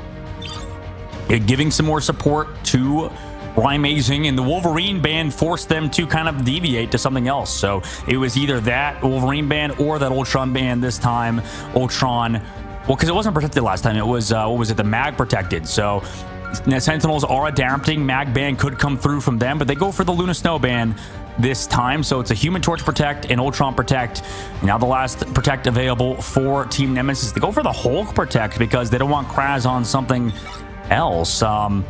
I don't know. That's interesting because you could still run Cap, right? So I don't know. It might be a comfortability thing, you know, where they want to have Hulk. I mean, Hulk has a ton of value. Obviously, Cap being, you know, definitely, I would say stronger, at least in this tournament in terms of presence. But Hulk is comfortable, right? So if you're able to make, you know, make plays and have a presence on the field, that's all that really matters. Yeah, you're right. I think the Hulk is something Kraz is great at, and there's a lot of very good Hulk players across the world. And I think we saw someone for FlyQuest, you know, earlier on when we saw it was either Spark Chief, it was Spark Chief playing it, right? Yeah, so Spark Chief on that hero looked pretty damn good. Now for Team Nemesis, they're going to be able to play around that hero, play around their Human Torch, but without that Ultron. So we'll see if that changes things for Sentinels. It's these small changes that kind of matter in terms of the macro of this series, right? Because for Sentinels and Nemesis, they're both fighting for that 1 seed, right? We're going to Hell's Heaven up next. Nemesis, this is their worst map. There's no other way to put it, right? Nemesis kind of stink at this map at the current moment. I know that's not a large sample size from a competitive standpoint, right? The fact that we've only seen them on it, I believe, twice, maybe 3 times. Not exactly their best map, so we'll see how they do. I mean, Clintar, they did lose to Sentinels before. It's a good map for them generally, but just against Sentinels, they happen to lose it. This time, they win it. So, momentum hopefully back in their favor for them and their fans. Right now, for Team Nemesis, getting that Hulk is big, but again, like you mentioned, Chip, not going to have that Ultron in the sky alongside the Human Torch. That definitely is a massive factor for that matchup in the sky for Amazing and Mello. Yeah, I agree. You talk about just the micro changes being everything. And once again, the one thing that I'm a little bit concerned about is you do see now on the opposite side with Sentinels, there's a pocket on that torch. It's going to make it more difficult. Although Invis is still in for Ricky to help out with Mello. We'll see which pocket is better with the drone or with the shield as we begin this first fight. Amazing holding that off angle. Nectar going to put a ton of damage down on to the front line of Craze. And that is not going to be enough to get the pick early, but they're going to reset up here on height. Yep, chilling at the current moment. Nemesis sort of surrounding the objective. And, oh my gosh, Mello goes really low. Passive proc. Oh my god, what a save from Kraz. Are you kidding me? He has to back up, but what an immobilization of that torch in the sky from Kraz. Saved his Human Torch because he doesn't have drone. He's not going to get healed up too consistently. Only had that passive to stay alive. Meanwhile, now Nectar's on the back foot. It's Amazing, the one on that Ultron. Nectar gets the better in the sky onto Mello. Yeah, that's that infinite value you can get with the lockdown from Hulk. That exile can be, you know, so impactful when you land it at the right time. Nectar gonna follow up Korova onto a Median, and that is gonna be an early Sentinels take here on a map that they may be favored at. I felt like, honestly, this is the change that Sentinels needed. I mean, the fact they put Nectar over to the Human Torch. Rai is a great Human Torch player, but having Rai on Ultron, Nectar on the Human Torch, I think is something that Sentinels can play around, right? Nectar is an incredibly good Human Torch player, Ultron as well, but maybe that swap is what they need. I mean, Rai maybe more traditionally known as that hit scan player. Usually Nectar plays that Psylocke, plays some of those divey characters as well, but right now for Nectar, this is that change that I think Sentinels needed to get back in the driver's seat. Nemesis, though, switch to full res composition, running that Adam Warlock alongside the Mantis and the Cloak and Dagger. Crimzo trying to own this space. Does have eye ready. Ultimate advantage here for Sentinels. We begin this fight. Amazing. Going to initiate here with Ultron's Rage. Doesn't find much as we do lose bonds on both sides. Out goes Eternal. Do we see any pick here? A lot of the time you'll see these cloaks go right into cloak form after that ult because they know the healing is out. They don't need to worry about it. Instead, they try to find a pick. Amadian onto Nectar. Amazing onto Ricky. Back and forth again as Sentinels are holding on at 55%. Yeah, but the res is coming through. I mean, that's tough to deal with. And Ricky came back through. Soul Resurgence, shields down. Oh my god, what a snipe from Techie. But it's into a player who can just self-res himself. So Mello's going to be back in the fight. Kraz gets one of the Amazing while the Galactic Legend is coming through from Amadian. And right now we're seeing the value of triple res. Picks came through from Sentinels, but it was just one. It was just one into one, and it was every character that can get brought back. Right now, Sentinels head back to the spawn. Team Nemesis, this could be the change that they needed, is playing triple res alongside. Now Mello has that ultimate. I feel like this is an easier map to get the Resurrect off on the Adam Warlock, but Sentinels, you know, they do have ultimates coming up. Supernova is amazing. It's a big ultimate as well, and Mello could be hunted down. First time we have seen Warlock today with a res comp. It is a problem. We know Sentinels can do it too, so we'll see if that gets matched out. Doesn't need to be happening yet, as they're 79% here for Sentinels. They are going to start taking this space. You talk about the flyers of Amazing and Nectar. Both being able to do it is a huge advantage. A lot of the time the teams are running a flyer and somebody who runs hit scan almost exclusively as like kind of the talent lineup, but both of them being able to get out here, provide that height and damage as Techie finds Ricky early, but that could be a res available, as we know Warlock res is available from Mello as well. Who, you know, a lot of the time we see that hit scan go on to Warlock, and here comes the initiation. Amazing on the Diggs, Korova on the scatter, but here's the reses as they all come back into the fight. Yeah, all coming back indeed, but they're immediately going to fall. Unfortunately, they split up towards the point. Well, Kraz actually was the one to go down, so he'll have to come back. They do Soul Bond. They come back out with the Soul Resurgence. Can they find those eliminations? Nectar goes down. Yeah, and a reset again as point goes back towards Sentinel's favor. 87% here, keeping the space, and out goes that legend. But yeah, Amadian gonna find Amazing after the res. Make that two as Korova goes down. Do I see three? Holding it to 99. Ooh, trying to use that. I don't know if I agree with it that early, but maybe it was already transformed, so you just kind of, you know, you have to use it at that point. Yeah, tough situation for Armory to be in, committing it early, but you have to on Loki, right? Because you don't want to get picked off. So right now, Team Nemesis, no ultimates, right? They just used everything in the previous fight. They do have the Hulk ready to go, but it's against Sentinels. Both Vanguards, you talked about earlier how important these Vanguards have been for at least Nemesis on their side. We saw Scatter and Kraz kind of do some crazy combos. Maybe Crimzo and Techie have it in their banks as well. They do have Trailing Prison, which is one of the best ultimates in the game. Self-res is now available as well for Mello and Ricky in a moment, as I believe those timers are coming up online. Hulk forced to use the ultimate early, just trying to disrupt the backline, potentially help a dive coming out, but with the Soul Bond, he's able to stay in there for a little bit longer and take down Rye. No way. Yeah, that's good focus and great ultimate usage. We've seen Krays just pop off here on Hulk, which, you know, it may be a little more, you know, just more difficult to find value with that ultimate. It's a lot of focus and it's a lot of just combination. Using that knockback into an immediate jump to grab him out of the sky and follow up with another knockback. Outside of it, they usually just get healed right back up. Nectar finds Ricky, Amadian on Armory. Back and forth again as Nectar finds Mello. Krays man got a Korova and Scatter onto Nectar. It's just back and forth at 99. Yeah, these picks don't matter, though. I mean, it's two characters that now have that cooldown up to res, so Portal's going to have to come through from Sentinels if they want a chance to really win this. At least the people coming back from spawn, though. I mean, they have some portals, right? Korova has it, so he can't even teleport, and now everybody's kind of coming through, and they're just going to have to give it up and go next round. Nemesis getting it done on a map that maybe they did not favor. Been working on it. Watch the tapes, and they take home point one. What a map, what a play there from Team Nemesis to swap over to that stuff, right, to swap over to that you know, full triple res composition. And we've seen this at EMEA as well. That's the sort of counter to these divey compositions, right, Shib? It just feels like anytime that you're on Human Torch having to deal with a Mantis, Adam, and the Cloak and Dagger, you lose value because, I mean, the whole point of Human Torch is to go in with a full combo, right, use all of your cooldowns, slam dunk, kill one or KO one person. But the problem is, like, after you find one person, where's the other ones? And right now Team Nemesis splitting up so well, avoiding any follow-up damage from Nectar. It's been hard for him in this map. Yeah, because now not only when you get it picked, you have to worry about like cooldowns being utilized. You have to worry about a second life of them coming back here. And then also just the inherent use of Mantis with sleep. And then you've got Warlock's Bond. So it just does really shut down that dive back and forth. It's just a great comp to run into this dive for sure.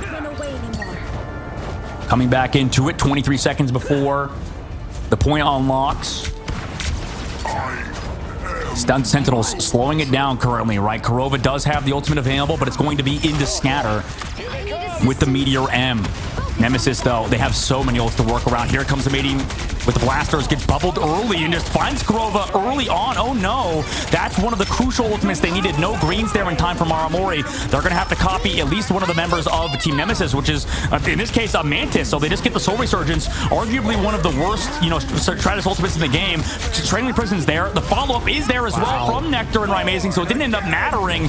They're able to take full advantage, but the res for Mello up top, right? They're all together as a unit, healing up. Also, Soul Bond available in just a moment. They come back through with their own Soul Resurgence. Nobody is here just yet. Unfortunately, Kurova just shows up now, but the point is in favor of Team Nemesis. You have Mello on the left side trying to get that one shot. Does not connect. Terror Cape as well on the backside, but the follow-up damage from Sentinels is unfortunately not there. Nectar trying to find more, but a mating again. Now in the Galactic Legend in the sky, Sentinels not able to react to it as the greens not there in time to save anybody, and Team Nemesis fully advantaged right now.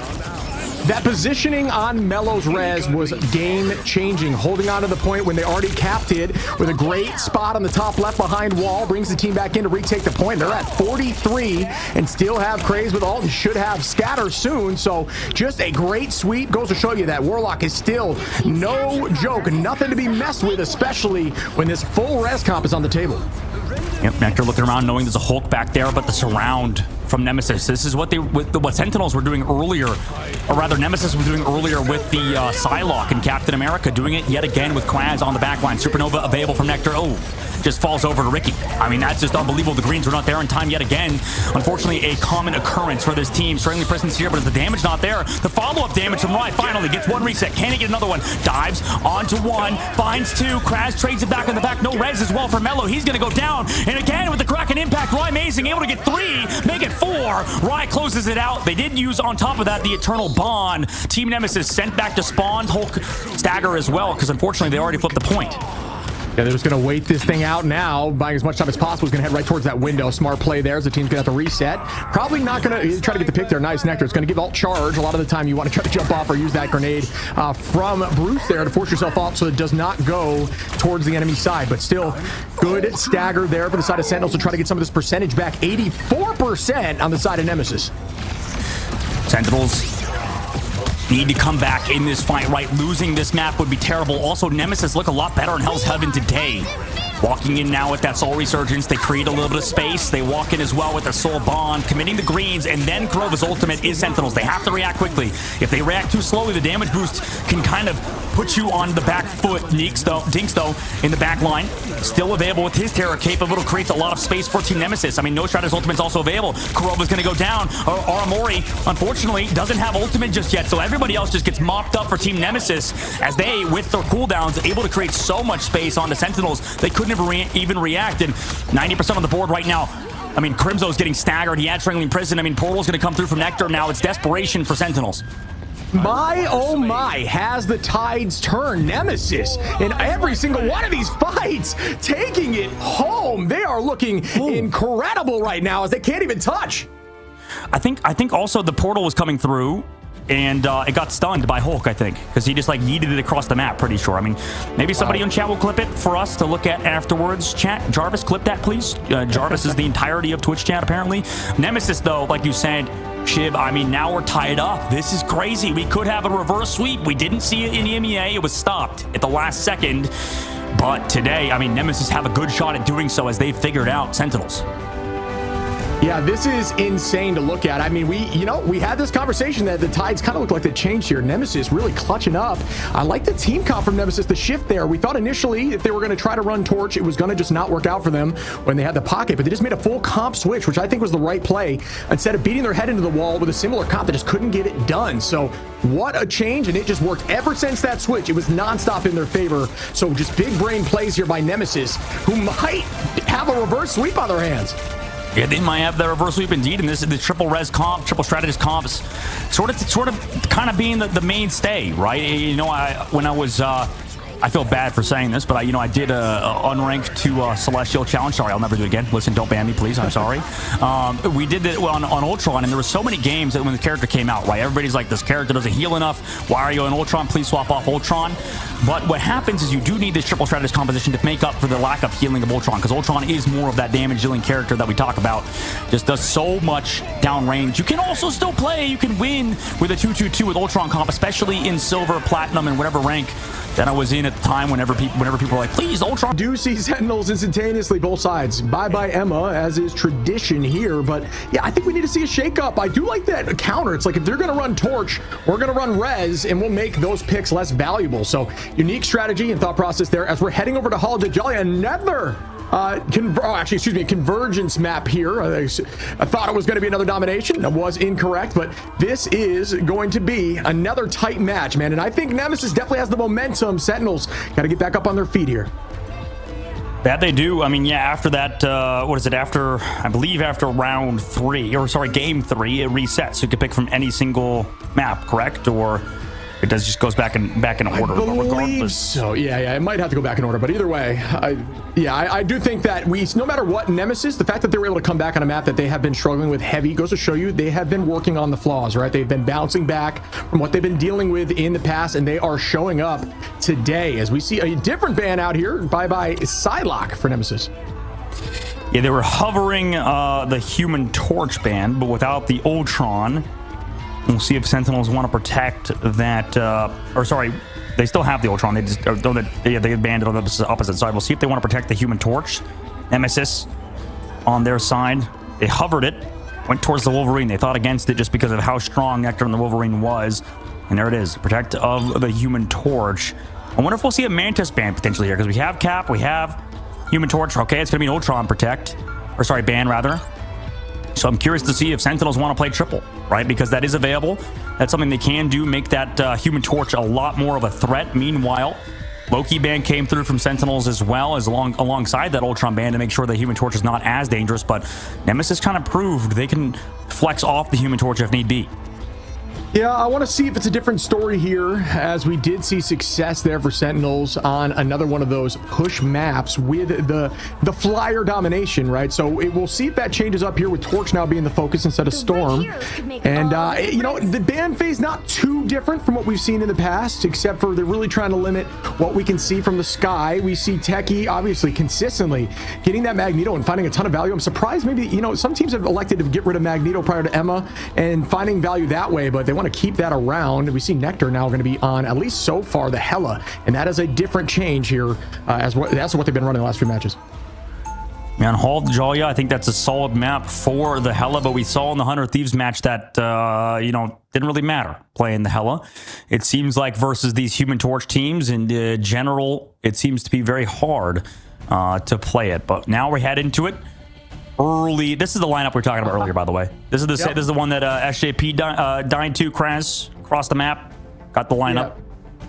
Yeah, this is the thing. So just a reminder, if you take damage from this lineup and you don't get KO'd, just make sure you stand near a strategist and do not let them heal you up just yet. Wait till the map starts. Wait for that 15 seconds, because it will give them ult charge. Try to turn that around on them by playing smart, but there is a ton of mines there. You don't want to play that game when there's that many lined up, but you can kind of play ahead of that and try to find some value in reverse rather than just getting cleaned up by that lineup. And I'm sure that there's like 3 nerds looking out there like, why are you showing that? I can't believe you would show my hidden tech, when like everybody does it. It's like literally like everybody and their mother does it at this point. Like I literally know my mom will log on the game and do it and get a free elimination. It's that easy.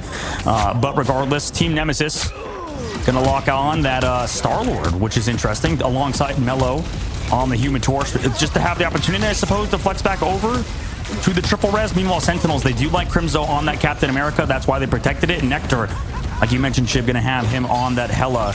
But Mello, I mean, he's gonna be so hard to hit. And he also has the Luna Snowflake as well. But Kraz out of Hulk form, didn't see in the kill feed, but did go down, or a KO feed. Is Kraz gonna fall? Everybody has to reset now once that Hulk is removed. Yeah, typically when you see Star-Lord, it's either you're running res or you're running that Magneto bubble comp, and your job is to just all off cooldown as fast as possible. So that's what we're seeing here. But Sentinels cleaning up everyone, sending them back to the spawn door slowly but surely. Great positioning, great first fight. Nemesis gonna have to bounce back here. I wonder if we'll see any changes. Probably not yet, as no alts have been launched. But yeah, actually, we do see a Madian make that switch immediately over to Hela instead of that Star-Lord for the spin to win. Ooh. That should be fun. We get the matchup again between Nectar and a Madian. Haven't seen Nectar play too much Hela so far. It's usually Rye whenever that character is unbanned, but also, you know, in old Sentinels gameplay, they would ban Hela first. So nowadays, Hela's still strong, but Flyers tend to have their sort of counterplay just by, you know, hovering around angles, playing around walls. Meanwhile, Team Nemesis, they're going to walk into this left side. Walls being broken for a Madian, kind of playing without the team. Going to come in late to maybe find this rotate as Sentinels get collapsed upon. Team Nemesis sort of rotating all the way around. You can see that the angle by Madian and main being so annoying. Just looking for that Hela on the backside as Madian actually loses a shot, has to go into the health pack, so he's slowed down. Meanwhile, for Sentinels, they're sort of hard controlling this point. 2 minutes is already off the clock. They have the Captain American ultimate from Crimzo, forcing out Dinks and his ult, but Melo's already able to find one. I mean, unfortunately, Nectar losing out on the high ground. Didn't have the team to support him. Bubbles coming through. Nectar could swap to Dr. Strange, but he's not going to. They come back, force out Invisible Boundary. Here comes the Meteor over the high ground. Does it connect into a bubble? Melo on the opposite side able to find Aramori. So through these ultimate Sentinels, unfortunately losing member after member. They need to find something out of this Supernova, but it's met by Scatter and his Meteor M to counter it. So the point fully in control of Team Nemesis. No Dr. Strange portals either. A Madian kind of zoning out with the Goddess of Death. They're going to wait it out. Maybe have somebody touch last second. It's going to be Crimzo to be there on Sentinel's side to delay a little bit longer. Shield comes out to save the Hela. Has to dive to the high ground. Here comes Nectar in the high ground. Does get one on the back. Dink goes down also into the Invisible Boundary. Nice support job there from Aramori. And into the sky, Nectar's looking for Melo, but it's Kurova to find the final hit. Dropping to the ground is that body, the Ragdoll. And everybody else now from Team Nemesis gets sent back to the spawn with a minute left.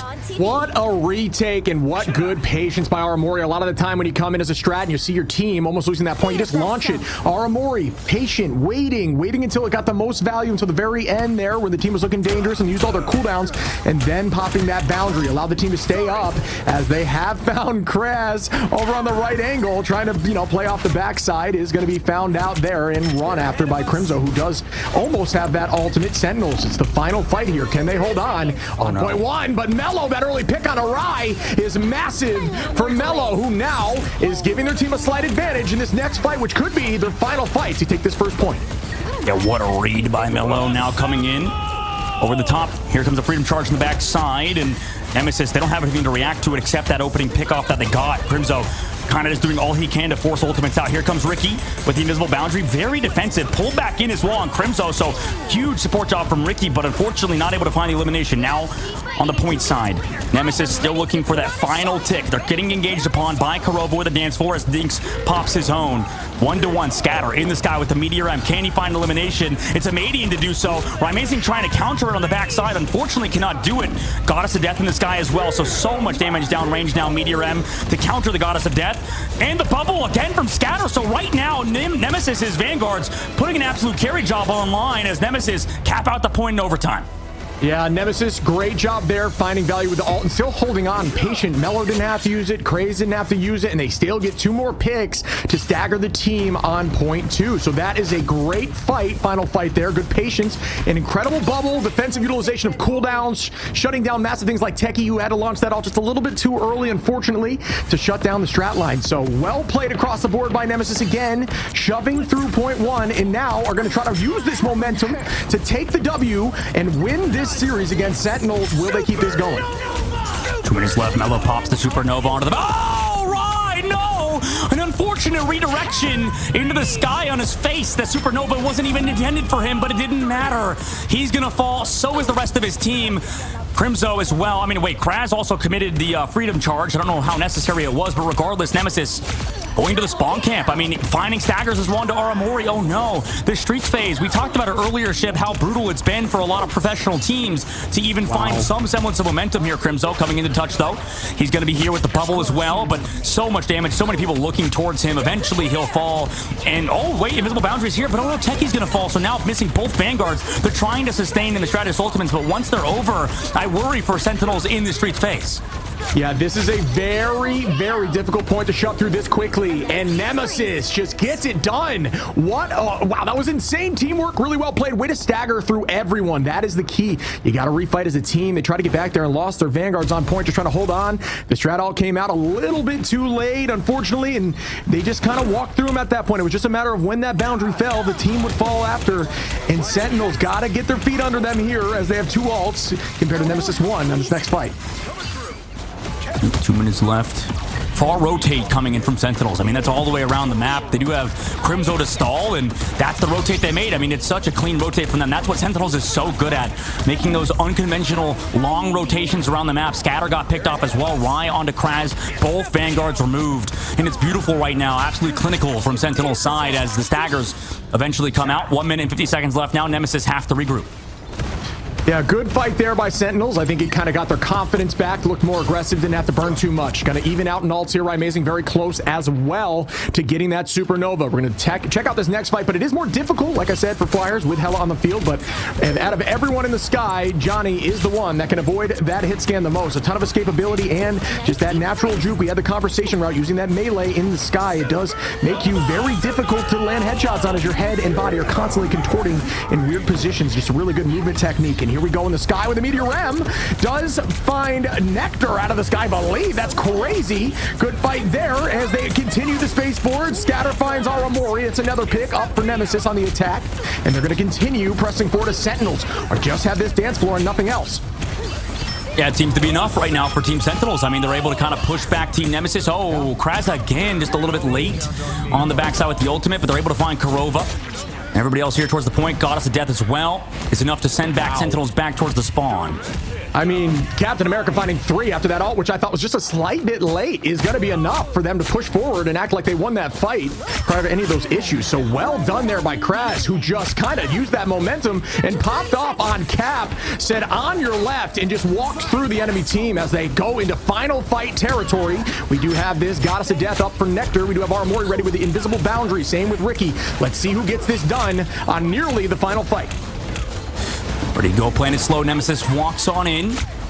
The Nectar, again, just looking for those shots, like you mentioned. Goddess of Death, a lot of body shots into him. Aiding, unfortunately, not going to find the elimination, but here he comes into the sky, met by the Meteor M from Scatter, and they delete him out of the Hella form. Yeet into the back line, not able to find the elimination. Boundary towards the cart, but they've already lost Aramori and Nectar. Oh no! Aramori's ultimate is unfortunately all for naught as she goes down. Nemesis wiped the entire floor of Sentinels in overtime. You do have Crimzo to deal with, but what a play from Team Nemesis, able to walk in with their ultimates and secure the final point against Sentinels. Yeah, I think honestly that's just a 0.2 diff right there. You got to buy some time on 0.2, and they just kind of walked through it. That's a very defensible position, and they kind of just got staggered through until that final fight, and they were forced to use cooldowns and ultimates, which at that point it's just like a, you know, we talk about the slinky effect going down the stairs. It just kept falling down, forcing out ultimates while the opposition didn't have to use anything, and they were just getting more and more value in every fight as Nemesis shoves through all 3. It's their game to lose as we see who gets the top side bracket and who gets the higher seed as we push through the final stages of this group stage. Yeah, but what a way to do it. What a way to end it. I mean, the Hall of Dajalia, great map to do it on as well. I think we saw that in the previous match with FlyQuest. So, I mean, this seems to be the final map of choice for a lot of pro teams. And, you know, the most tense situations, right, Chib? It seems to be always on this map to end it all, which is kind of exciting. I mean, it's such a good map to end it on just because of how first point is. The streets phase as well can kind of be like Aegis Path where it's snowbally, but we've seen teams hold in the second phase of the map, and right now it's back and forth between these 2 teams. Yeah, the fights have been so even. It's just a matter of momentum and staggering. I feel like that's the only difference maker we're seeing in this specific matchup. I do think this is a very defensible map, especially on point 3 with that spawn being so close. It's another one of those maps that Strange can get value at with ultimate should you decide to make that switch towards the end, but it is a very defensible 3rd point. So this, like I said, Nemesis, they are looking up. I'm sure they're feeling confident. I'm sure the comms are getting a little bit hesitant as they're shaking a little bit, chasing their way to try to get the top seed and get ever closer to that 70K from the first start. So here we go with a nice off angle here from Amazing, taking that positioning in building, deciding against it. Gonna get in the line of the strats as Cap plays that assault from the left side. And here we go with our first fight. We do have Magneto holding that positioning forward there for the side of Techie. Techie, obviously a very mean Magneto, gets a ton of value with that left click. Ultimates are gaining on both sides. Right now, Aramori in the lead. Amazing finds a Madian. Mello onto Techie. Traded again, but that is going to be a Vanguard for a Duelist. Which do you find more value with? I do not know. It all depends on this next fight. All matters for sure coming into this upcoming fight. 3 minutes left now. Team Nemesis still sitting pretty good. I mean, Sentinels trying to set up their rotations, trying to set up their flanks. Right, amazing in the main side. Now, Mello's understanding where he is, still sitting above the point, right, just kind of chucking those fireballs. But right at the moment, right, Nemesis just kind of playing back on their side, comfortable to sort of force away the side of Sentinels, and they're doing so again, just walking up, creating a little bit of space. Ultimate's almost built for both Luna Snow players alongside Invisible Boundary, but Ricky's a little bit later with his armor. He has theirs early because they took so much Vanguard damage early on without going down. Here comes a Madian over the top side, trying to find an elimination onto his Squishy, but has to crow away. Understand Crimzo is there. Shots again coming from Nectar. It's tough to hit that Human Torch in this guy. I mean, he's just so evasive. Now they come in with a dive. Kraz goes in. Madian's going to fall on the opposite side. Rye Amazing's able to get the one shot. And unfortunately, the Strategist Ultimate's a little bit too late. Rye still in here. Also has the Supernova. So, Scatter shuts down Kurova. Invisible Boundary. I mean, that can't save you, Kurova. Unfortunately, needed a bit of a shield there from your Magneto. But now Nemesis, they back up. They also have portals from Madian coming through, so they'll have man advantage in a moment. But the yeet from Techie shuts down Dinks. Supernova as well from Mello in the sky, though. They'll have the teleporter advantage. The Goddess of Death in the sky is trying to get some value, but it's blocked by the Doctor Strange. Rye Amazing able to find Tricky. And Nectar, no way, at the very last second, found two onto both the Madian and Mello. So with those two eliminations, I don't know if they can even do it with the portal up.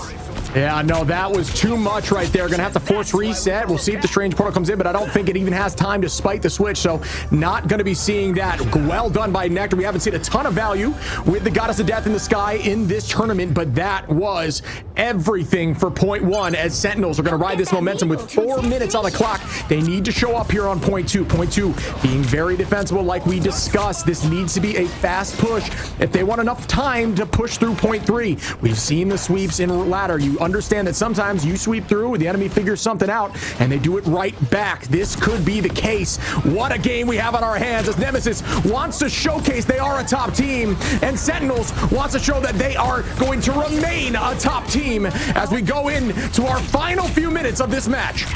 Ryan trying to take out that Captain America, forcing him away. Now Mello over the top side. Kind of just takes that 1v1, so both of these Captain Americas dealing with each other on the outside, but nobody really creating too much space. However, it's Crimzo on the backline, actually. Just kidding, as he's dove already early onto Ricky, though they trade back Nectar. Doesn't matter. I mean, they've lost Scatter as well. So right now, Nemesis is just getting dismantled. They do commit an ultimate, the Goddess of Death, and it's actually from a pretty good distance, as both try to just fall, so they trade it back. And unfortunately, the advantage Sentinels have created, it seems like they lose immediately. Yeah, I think that was a surprising fight. I didn't expect it to turn out like that. It kind of seemed a little back and forth. Still going to be kind of held at this point, as Nemesis is owning the height here. Mel, this is a good defensible position for Flyers around this cover. A lot of the cover can be broken, but not the height that you can take. So it works well for something like Torch. There is that natural touching point up there that you can kind of stand on should you need more hiding. Nemesis with Crazeman going to find Kurova early. Mello going to win that 1v1 with the help of the bubble and the Invis pocket. Very difficult to win that when you have that kind of cover. Cray's going to take out Nectar, and Techie goes down too, as they're just staggering the rest of the team. Goodbye, Aramori. And this is what we talked about on Araco, that went wrong for Nemesis, right? They were losing multiple fights in a row. Sentinels now losing 2 in a row in the Streets phase. 2 minutes left to go. I mean, they need to win desperately, but even if they were to win one here, the cart is in such a weird spot, they might have to fight again, especially without that Doctor Strange portal to block the spawns. It's going to be difficult for Sentinels to snowball this into the third phase of the map, but they do have every single ultimate. Graz has to commit the Freedom Charge early, does get counter engaged as well, but the Supernova and the dance floor committed by Sentinels, but it's met with a Meteor M. Will it find anybody? It's blocked by both the Vanguards. It was blocked by the Captain America and the Magneto. Now, Rye Amazing and crew walking up forward, understanding they have a pretty big advantage in terms of ultimates. Force the dance floor out early from the side of Crimzo. Supernova here, Meteor M to counter it on top of the Invisible Boundary. But Rye, again, takes down a Madian. Oh no, on the flank. Good job from Rye Amazing in the sky, but he's met by Mello. Scatter trades back Nectar as well, so both of the Hellas are removed. Rye desperately trying to run away. And Team Nemesis, they hold on yet again. This is awful right now for Sentinels, as they lost the third fight in a row.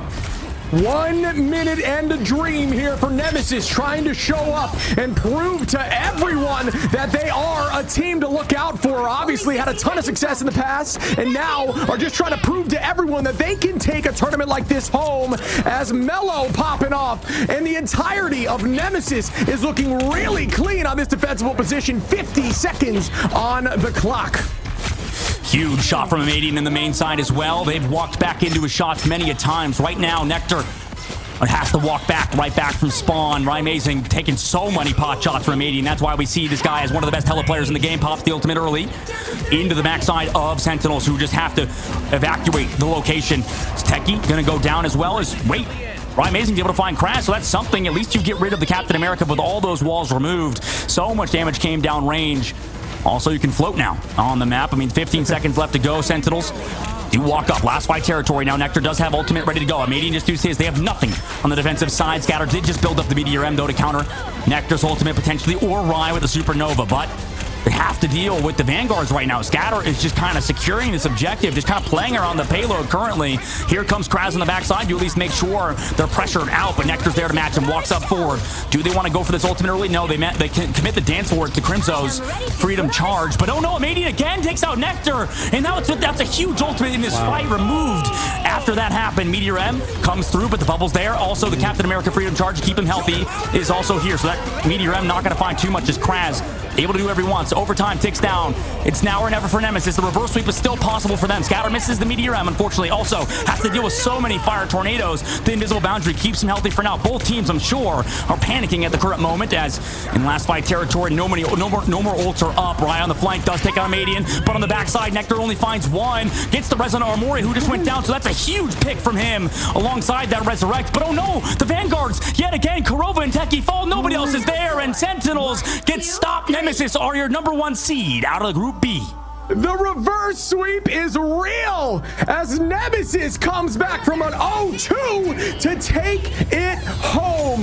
What a W. Nemesis looking insane, and I cannot wait to talk to them about these changes that they made in the conversation. What a W, and so well played by the entirety of the team. But you gotta show some love there to the Torch with the MVP. Well deserved.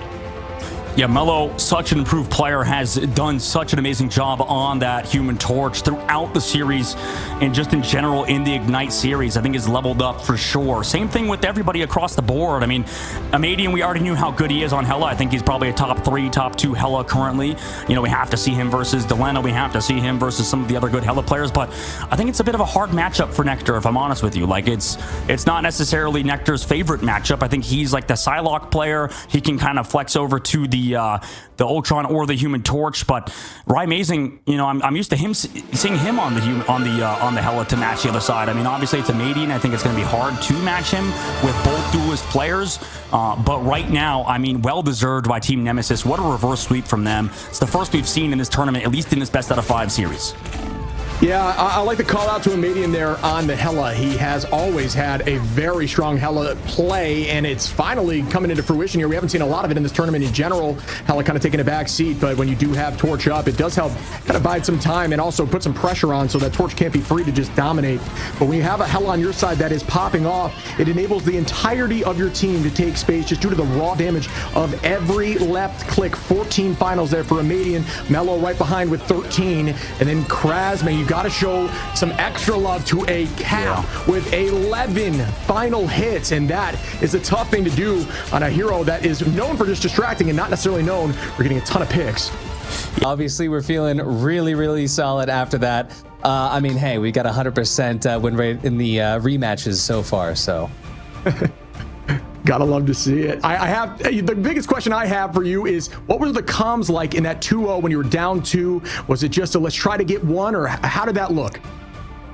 So, I mean, the comms were mostly just about like the overall game plan of just, hey, you know, what's been working, what hasn't been working. In our scrims, you know, we have been practicing sort of very set things, but we could tell that Sen has also been very much targeting certain things against us. So on that third map, I just sort of went up and I was like, hey guys, what if we just stopped with the mag protect and we just protect the Torch? Because at the end of the day, Melophobia, he is the brightest in the sky. And so you got to play to the player's strengths. The other thing as well is noticing who on the other team we can try to target against. Crimzo is, you just take away his Captain America. There's really nothing else he could play. So. Yeah, no, you could see that. What's up, Artie? By the way, good to see you again. Obviously from China in a different NetEase game. It's good to talk to you again. And obviously, you guys are looking pretty good. I mean, you talked about how your team is definitely going to be making it far and making some waves right now. And you can see why. I think that this team was a perpetual dark horse, kind of from Shikigami now moving over to Team Nemesis. What sort of changed, I think, in the roster? What is the biggest thing that you would say Team Nemesis has done differently over the course of the past couple weeks?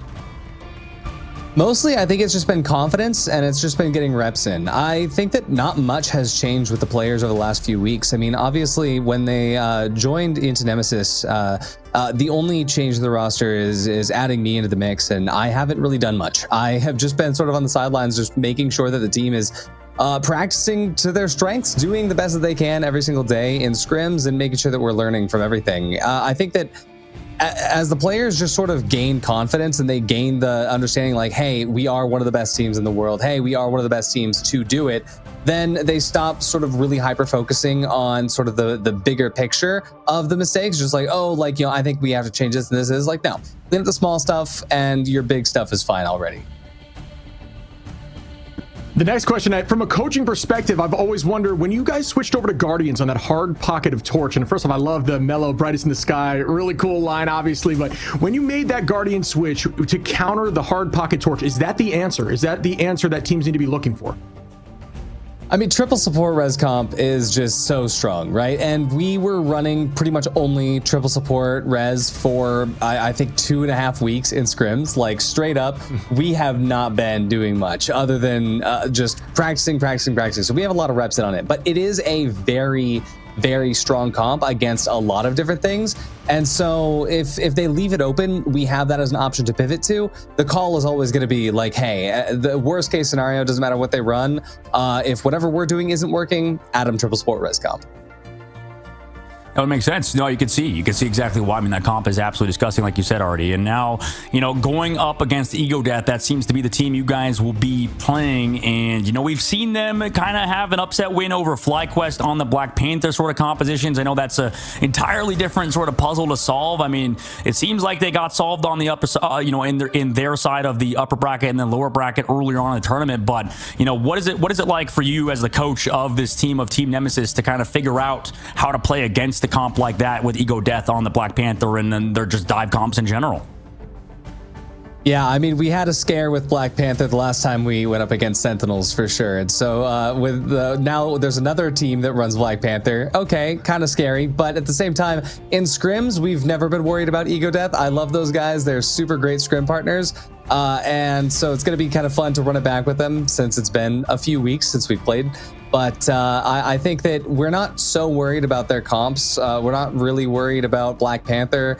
I think that for us, we were kind of scared that if we lost today, we would go up against Envy. So I think it's better that we're up against Ego Death. Like, this was, once we realized, like, hey, we're going up against Sentinels, it's like, okay, we'll watch the finals to see what happens, but we're not losing tomorrow. Like, we can't lose against Sentinels. It's fourth seed or nothing. You heard it here first. The battle of the scrim partners coming up here next weekend. Do you have any major thing you want to, it's been a pleasure talking to you. First of all, do you have anything you want to say to teams, the players, anyone you want to thank? Now's your time.